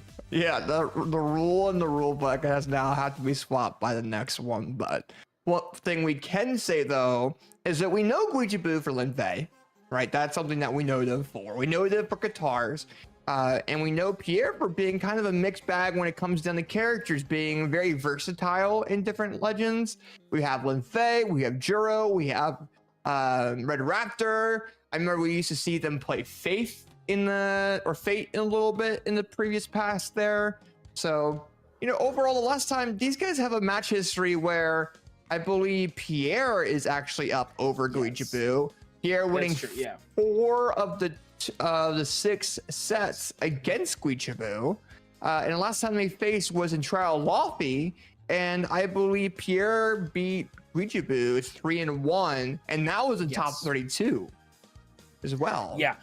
So, I mean, certainly a lot of history between the two, and actually like a little bit more of a lopsided one, if you will, 14-8 games. So certainly, in the favor of Pierre in this side, but I think he's been playing, I think is certainly a way this can go their way. But Pierre's kind of been on like you said, bag of tricks here. He can kind of play whatever he wants and just kind of have fun, I guess. So, what character do you think we're gonna see Pierre play? We saw a Zol earlier, we saw an Isaiah, we saw a Mordex. What do you think? I don't know. I mean, Pierre, I don't know. I mean, it all depends on what they think they can really choose against Brandon as well. I'm wondering if we're going to see a Ditto. That's what I was about to say, a Ditto, because we did see Pierre play Linfei in the past, and if I recall correctly, I think Pierre actually beat Brandon on that Linfei. Nah, I don't think the name's Brandon. No, their nickname for me is Brandon tonight. There, Are you sure that's the name? I'm sure. Are you sure, AJ? I'm sure. Are you sure it's not Big Booty Brandon 42? Are you sure, AJ? Are you Bro, sure? bro, if I try to say the full name, I'm gonna laugh too hard, bro. Okay, So anyway. we're gonna call Here him we go. Big Brandon. That sounds worse. Oh no, Big Brandon. I'm calling him Brandon 42. I'm sorry. We're going by that. But we're going into this Whatever. elimination quarterfinal matchup against Brandon 42 and Pierre Builder. And backward recovery comes in. We're seeing a lot of guitar gameplay coming in from Brandon so far. We're seeing the neutral light recoveries. We're seeing them go back and forth. Silite, neutral light into some different type of combos. Pierre now with guitars as well, but runs into that 3-piece combo now in the dark red. I'm sorry. Brandon trying to land that neutral signature against Pierre. That downlight recovery does land though, and they will take a little bit of a lead. See, Big Booty Brandon, the way they play these guitars, it's just immaculate. I mean, we saw plenty of times. We saw the Assyria, I believe, earlier. We saw this Lin Fei that we're seeing currently right now. And we saw Loki earlier. Nice downer there by Pierre. Going to take out the first stock of Big Booty Brandon 42. As he respawns, I believe he's going to pick up those guitars since they were primed. But it's kind of just back and forth with guitars. Going to get the weapon starve, though. Pierre struggling to get a weapon. Whiffing on that ground pound now. Big Booty Brandon coming out, showing what's up with these guitars, getting a ton of attacks and getting the weapon starve. Cannot let him get that cannon. Yeah, I don't know. Okay, Pierre Oh my coming goodness. in, going crazy with that cannon. Okay, nice unarmed recovery, trying to control Guichabou's neutral, control the platform, making sure that they don't really grab that away from Pierre. Pierre doing very well at keeping the damage built up there, but then we see Brandon coming in with a 2-piece combo knockout onto Pierre's second stock.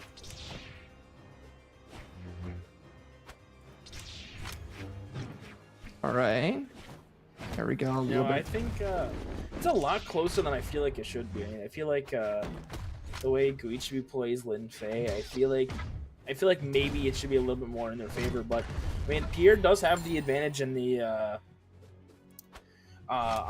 in the statistic department, so I mean anything can happen. But right now we're seeing a well-balanced match. This is only game 1 right now, and I think in this set, game 1's gonna matter quite a bit. Yeah, when it comes down to game 1, especially with Pierre being like a very mixed bag with how he plays, he's very good at like throwing random strategies against his opponents. So we're kind of seeing Pierre change his playstyle around a little bit as this game's going on. You're kind of seeing them play a little bit more guitars now when they used to just play a little bit more of the cannon and also a little bit of the unarmed. Just kind of mixing things up well enough where they're able to get in this extra damage. And Pierre with a downlight GC neutral, knocking out Brandon's final stock there. And the game goes over to Pierre. And I mean, this is a big deal for Pierre. You know what? That's crazy. Like, he's gonna go right back to the Lin Fei. So, no, I'm sticking with the mirror match. But I feel like Brandon, there's a chance here for this to actually go. Oh, did you want me to say the real name or? No, I feel like I have to later because someone donated $5 for me to say it. But we'll see. Okay. We'll see here. We'll see when it matters here. But right now, we got Brandon going in with a sidelight downlight against Pierre. Neutral light coming in with a downlight side. Very, very good job. Tries to get the punish. Oh, but Pierre goes too far down. And Big Booty Brandon comes in with that 1 stock lead over Pierre. You got him to say it. That's all that matters. Anyway, God, I hate still myself going for in with these guitars, dealing so much damage, getting the perfect weapon start. And honestly, so far, I think most of the games Pierre's lost were due to SDs. And that one, I mean, I wouldn't even classify that one as an SD. I'd classify more that as like an overcommit. And I mean, Brandon's still going in, trying to go for that ground pound, did not find it on stage. But so, look at that lead. It's lap damage, lap stock. It's just, oh my goodness. Neutral light recovery. Still not enough to get the KO. Try to go up again. Resetting, gets the D-light. Another D-light and the recovery. That is that second stock gone from Pierre. Big Booty Brandon 42 is on a roll.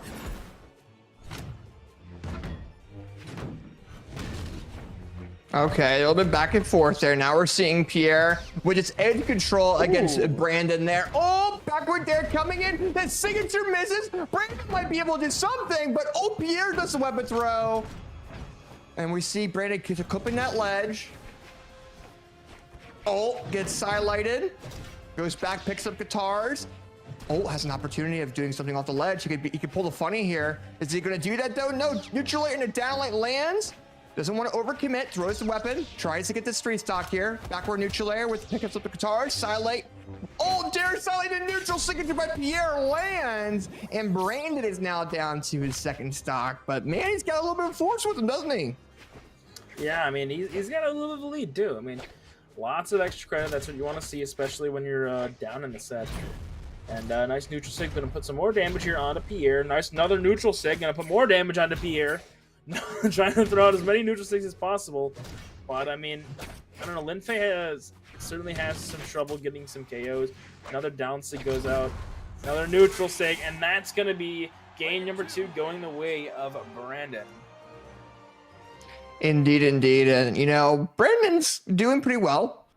You know, I gotta hold myself back from laughing for saying his full name, but Brandon is over there doing pretty well against Pierre. It's 1-1 right now. You know, you got the guitars coming in or coming back for Brandon, and make sure he does pretty well. And I think going into this game, he was a lot more aggressive than the previous rounds. The previous round that he had, he respected the range and the overall gameplay of Pierre. And I think going into that one, they're like, okay, what do we kind of do? How do we really go about it? And I think Pierre is going to go ahead and restart his game real quick just to make sure it's not like a game style issue or whatever else. But I don't know. I mean, so when it comes into Pierre and what we've seen in the past too, we might see the Linfei again. We see a level 100 Mordex, which... I mean, we have seen Mordex from him in the past, just not as much in an event, like in tournaments. We did see it earlier today, though. We did. So that's Scythe gameplay, though, we might see a lot of. It's where Scythe is currently. It's in a very decent spot where, you know, you're able to do a lot more than most weapons with, just because of how fast it is and it's like different style of gameplay. So we'll definitely see a little bit more, probably this Scythe. But we do have that gauntlet, which might be able to allow them to go a little bit further in the range department compared to what they've done in the past. So we'll kind of see what happens. You definitely know Brandon's waiting for those guitars. Pierre just trying to go in with these gauntlets a little bit, throw them around, kind of mix some attack damage in there, here and there. But there we go, side air. All right, so if you're Pierre, you want to make sure you take this overall platform control from Brandon, just because the guitars, they do a lot of damage buildup while being on the platform rather than being in the air. But as I say that, Pierre goes off ledge, launching Brandon into the orange, but then you're seeing Guichabou have that neutral control and get that 5-piece combo, knock it on the Pierre, and he doesn't even have to land that ground pound. Absolutely incredible first stock. That was like 40 seconds into the game. We already got a KO. Didn't get the dodge up read that they hoped. But Pierre now on the side. This is where I think Pierre kind of, you know, succeeds a lot more. However, Guichabou going in. Beautiful wake up downer though by Pierre. And a ton. Okay. Yeah. Honestly, if it was up to me, I'd make sure every set was decided by A-Rock. But that's just me. I don't know. Scythe's pretty cool though. I want to see. I want to see what Pierre could do with the Scythe. Because now we're okay. Recovery unarmed neutral layer lands that. Picks Scythe up. Okay. Goes back off ledge. Gets it there. Guichabou, I'm sorry. Brandon missing the opportunity off ledge. Pierre was trying to punish it. Pierre now having his edge control. Good side air. And now we see Brandon with the overall control so far. Neutral layer by Pierre lands. The side signature missing for the hell. Neutral signature lands. He didn't dash back at all. Nah, you don't need it. Don't need it at all. I mean, he could have. Nah, didn't need to. I think I really love the fact that you can just kind of hold some signatures. Like you get the first hit and then just like, yeah, I'll do it now. It's really, I think that's really cool. Put in a lot of damage. Nice side air. Brandon able to make it back. Pierre with a nice recovery. Still very, very high ceiling here. So not gonna be able to get the KO just yet. But going in with the unarmed, now back on the guitars, resetting the center stage. Pierre still looking for that second KO. However, bad dodge, but Guichabou unable to get the dodge down they hoped for. Oh Ground pound, though. There we go. All right. All right, Big Birdie Brandon 42 going ahead and taking that game over Pierre. Now taking this lead and, you know, kind of showing what their guitars are made of, man. You know, and showing how well they play with that cannon a little bit too. But now you're seeing Pierre trying to go back to, you know, guitars and going over to the gauntlets. I mean, we've seen them play Caspian before, the Plague Knight. And they've been known in previous Moose Wars events to go crazy with it. I think they got top 3 with it at one point. So we'll have to see how they do against Guichabou, who's the guitar legend. You know, he's known for playing that. He's won events playing guitars and ones as well. So okay. Well, right. The guitars from the Linfei earlier from Pierre, those were very, very good. But now pairing it with those gauntlets as well, I think this is going to be definitely a better fit for him. The Mordex did look good, but I feel like the Scythe was just not enough here. Catching a neutral light, finally a little bit more damage being put out. Ground pound's not going to go through the platform. Neutral stick, wow, what a dodge by Brandon. There we go. Trying to force Pierre into the pocket. Unable to get too much out of it, though. Nice delay into recovery. Oh. Nice signature. There we are. Oh, okay. That went with her lance, a dodge. Okay. Tries to do a grab pound. Pierre with the downlight recovery. Goes in for a neutral signature instead of a recovery right after that, though. Picks back up gauntlets, making sure that Brandon's unable to pick up any weapon at the time, but then we see Brandon coming in with the cannon. But Pierre with the gauntlet recovery does the neutral signature the wrong way. Oh, that misses, but the 2-piece from Brandon comes in. A lot of back and forth, a lot of control coming in from Pierre. But now we're seeing Brandon with the neutral signature with that cannon to go and take a little bit of a lead. Yeah, I mean, I think overall this is match point here for Pierre. I mean, he's got to figure out something. He's got to force game 5 off of this. And, you know, the way Brandon's been playing, it's going to look a little bit rough. But, I mean, it's much, much slower. And as you said earlier, Pierre can kind of just change the way he plays within this single game. And right now, we're noticing that Pierre's kind of trying to keep Guichabou a little bit more at a slow pace, not allowing him to get any traction, not allowing for much speed to build up. Just kind of, you know, getting a couple chip hits here and there. And just kind of trying to keep him, you know, in the mud, you know? Absolutely. And right now, we're just kind of seeing Pierre having this overall control, trying to take it away from Brandon there a little bit, brings him off ledge. He might be able to do something off ledge against Brandon here, but Brandon's known for doing really, really well with combos off the ledge too. So it's either Pierre goes off ledge, tries to control that part of the map, or he just controls the map itself and gets that neutral control.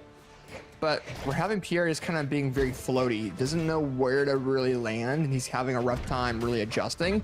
When it comes down to Brandon's just like floating around with cannon, trying to put a lot more pressure on the Pierre to make sure they kind of throw these different attacks out unintentionally. But as I say that, we're seeing Guichabou with the Sire into a GC downlight ground pound, and then we're going to see Guichabou with, once again, a little bit of a lead, or as I should say, Brandon with a little bit of lead in this round so far.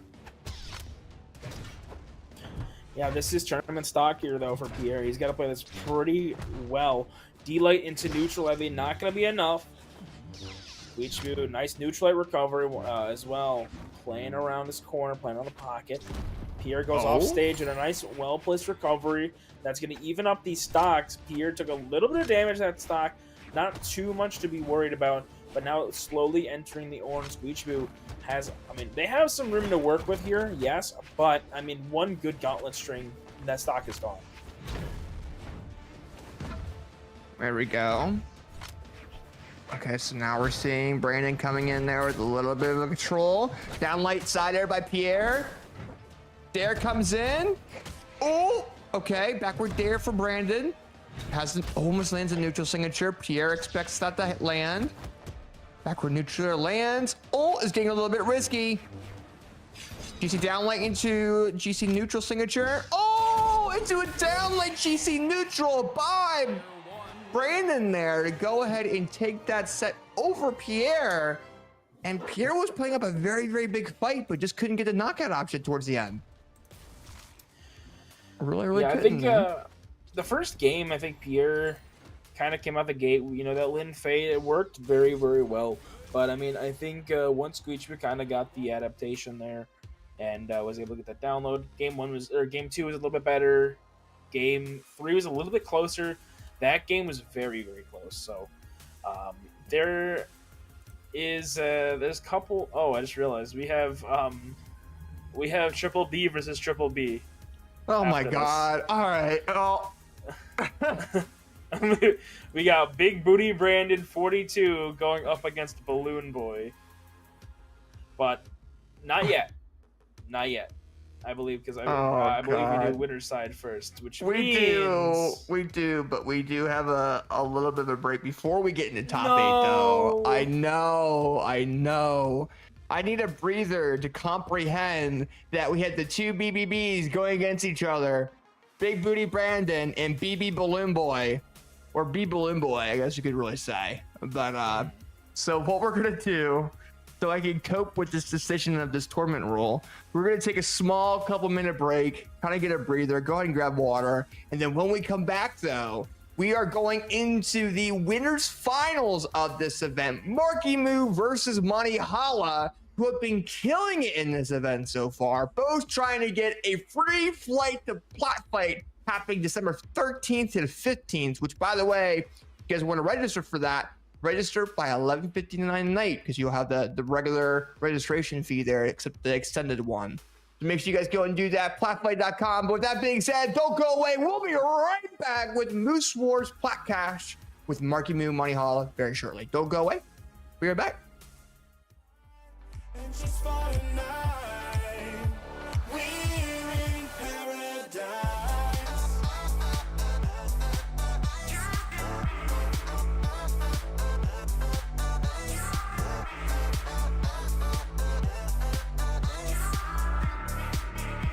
We're in paradise.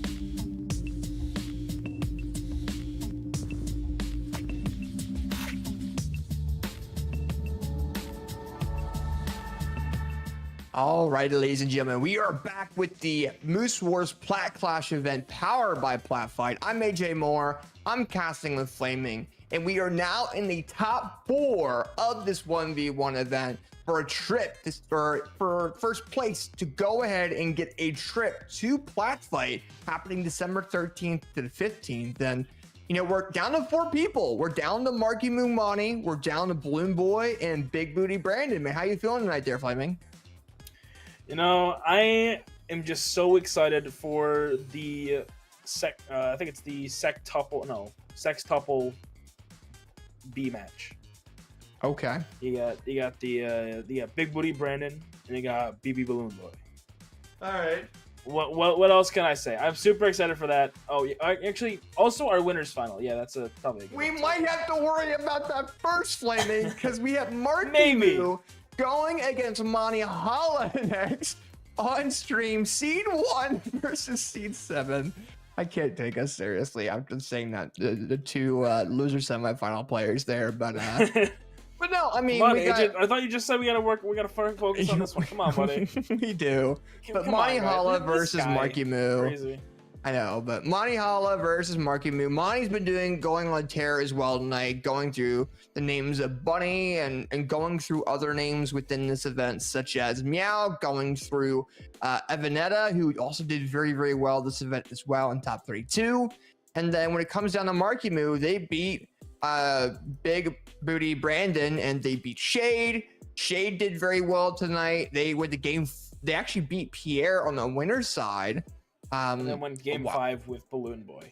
And did go game 5 against Balloon Boy in this bracket too. So, you know, definitely we're seeing a lot of interesting close matches tonight. And I think going into this matchup, it's going to be close as well. Because Marckiemoo is going crazy with the Mordax. We know Monihalla for going crazy with the Amugi. And, you know, I can't wait to see what really comes out of this. I want to see how Marckiemoo does against Greatsword. And will he have flashbacks to BCX against some of the best South American players who were playing Greatsword?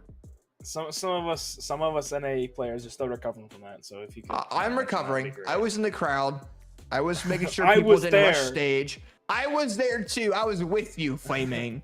You and me were in the crowd at BCX, seeing Marckiemoo go against South America and going crazy. But with that being said, though, we're going to game number 1. Let's see who's going to make it into the winner's side grand final. No, I think these are certainly some great players. Marckiemoo, I mean, I don't even want to say he's been on the come up because he is up right now. Like this guy, highest placing North American player at BCX this year in ones. I mean, just overall an incredible performance. I think he was actually the only North American player to play in both modes on finals day. So, I mean, just such a strong competitor. Monihalla on the other end, he's solid. I mean, I love the Mugi. Beautiful recovery there by Marckiemoo. But, you know, Monihalla's still on that come up, slowly but surely making his way up there. It doesn't matter how fast you do it as long as you get there, you know? Yeah, for sure. Now we're kind of seeing... Oh, Marckiemoo. Oh! Goodness. Oh, That's my gonna goodness. The neutral and the double God. grab down. He just had the overall momentum control over Monihalla. He was a step ahead. Oh, goodness. Dude. Well, what can you do about it? Nice D-light satellite there. Monihalla trying to go in with the greatsword a little bit more, but just cannot find any good opening. Marckiemoo is punishing literally every opener, but Monihalla finally getting a 5-piece, getting rid of that first stock off of Marckiemoo. Now, I don't think you see the single free stock on stream just yet. I think they've been close tonight. Oh god, Yes. gosh. Oh, Monihalla might try to do a reverse 3 at this rate though. But if Monihalla has this neutral control, if Marky can't take that away from him, then we're going to see Monihalla reverse this. But as I say that, Marckiemoo gets the sidelight in the weapon throw, gets the gauntlet recovery, picks up that sight, the weapon star of Marky, or the weapon star of Monihalla, and GC downlight misses the recovery, gets the side. He's just throwing Monihalla around. Yeah, but there's still certainly a chance here. Down air are going to send into the stage, so not too much. Up and they're trying to go for the snipe. Gravity cancel side light. Not going to find it. Marckiemoo barely avoiding that stage side air. Going to reset, grab this great sword. Gravity cancel D-light. Not going to find it. Get side light. And Marckiemoo not even opting for a weapon. Looking for the KO on an arm. Neutral air. Not enough, but almost is. Another one surely do it. Recovery. That's going to be game one going towards Marckiemoo. Dude, it came down to Marckiemoo having that neutral platform control in the beginning, really putting a lot of that pressure in onto Monihalla there, especially off that ledge. The neutral into double ground pound was very vital. And then we just saw Monihalla come in with that 5-piece combo once Marckiemoo gave one option to Money. And then Monihalla brought it back almost like a stock and a half-ish, but then had to deal with Marckiemoo's randomness of gameplay towards the end. So now we're going to game number 2. Monihalla looks like they've adapted a little bit based off that first game. Let's see if it continues.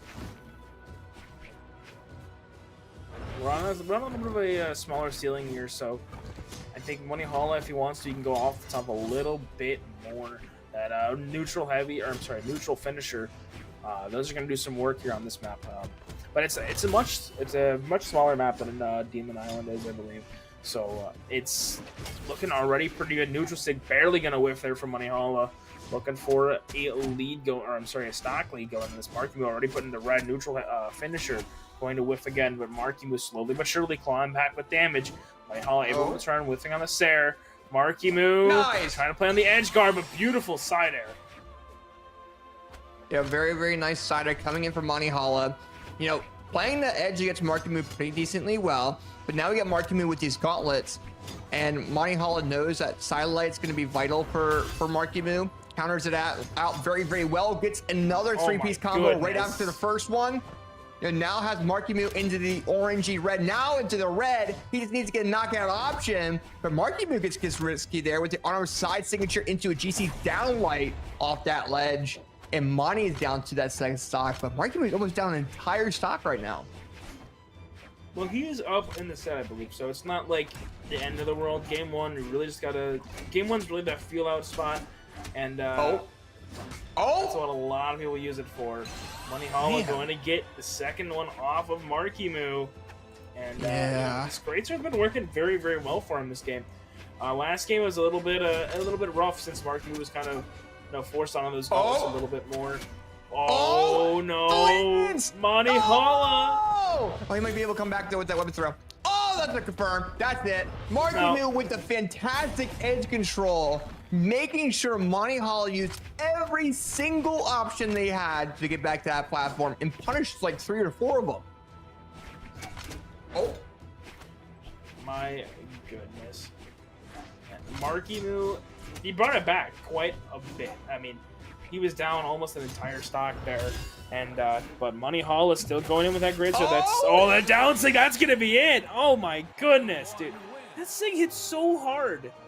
It for does. No reason. And it has a lot of range and hitbox with it too. So when you're throwing that out, a lot of players aren't used to that yet because it is a newer weapon or newer character, I should say, and a totally new signature set. But I think it came down to Marckiemoo in the second stock being too aggressive, allowing for Monihalla to get that knockout that acts there. And then we see Marckiemoo just overall bring things even. And then we just see Monihalla just play the greatsword the way that they do, but a lot more aggressive, leading into that knockout option. So now we're going into this next round. It's where it's 1-1, right? So, you know, if you're Marckiemoo, you don't want to really be too... You want to be aggressive, but you don't want to be too floaty, especially with how Monihalla's weapons are. Axe there, greatsword there, the recoveries on those weapons are crazy. So having that neutral platform control, especially with gauntlets, is huge. But also, if you do need to go off ledge, you do have that sight. You know, I think overall, I don't even know. I think this game's really gonna matter a lot. I mean, it's down to a best of 3 right now. So whoever ends up taking this game, I think they have enough momentum in order to propel themselves into that grand finals winner side spot.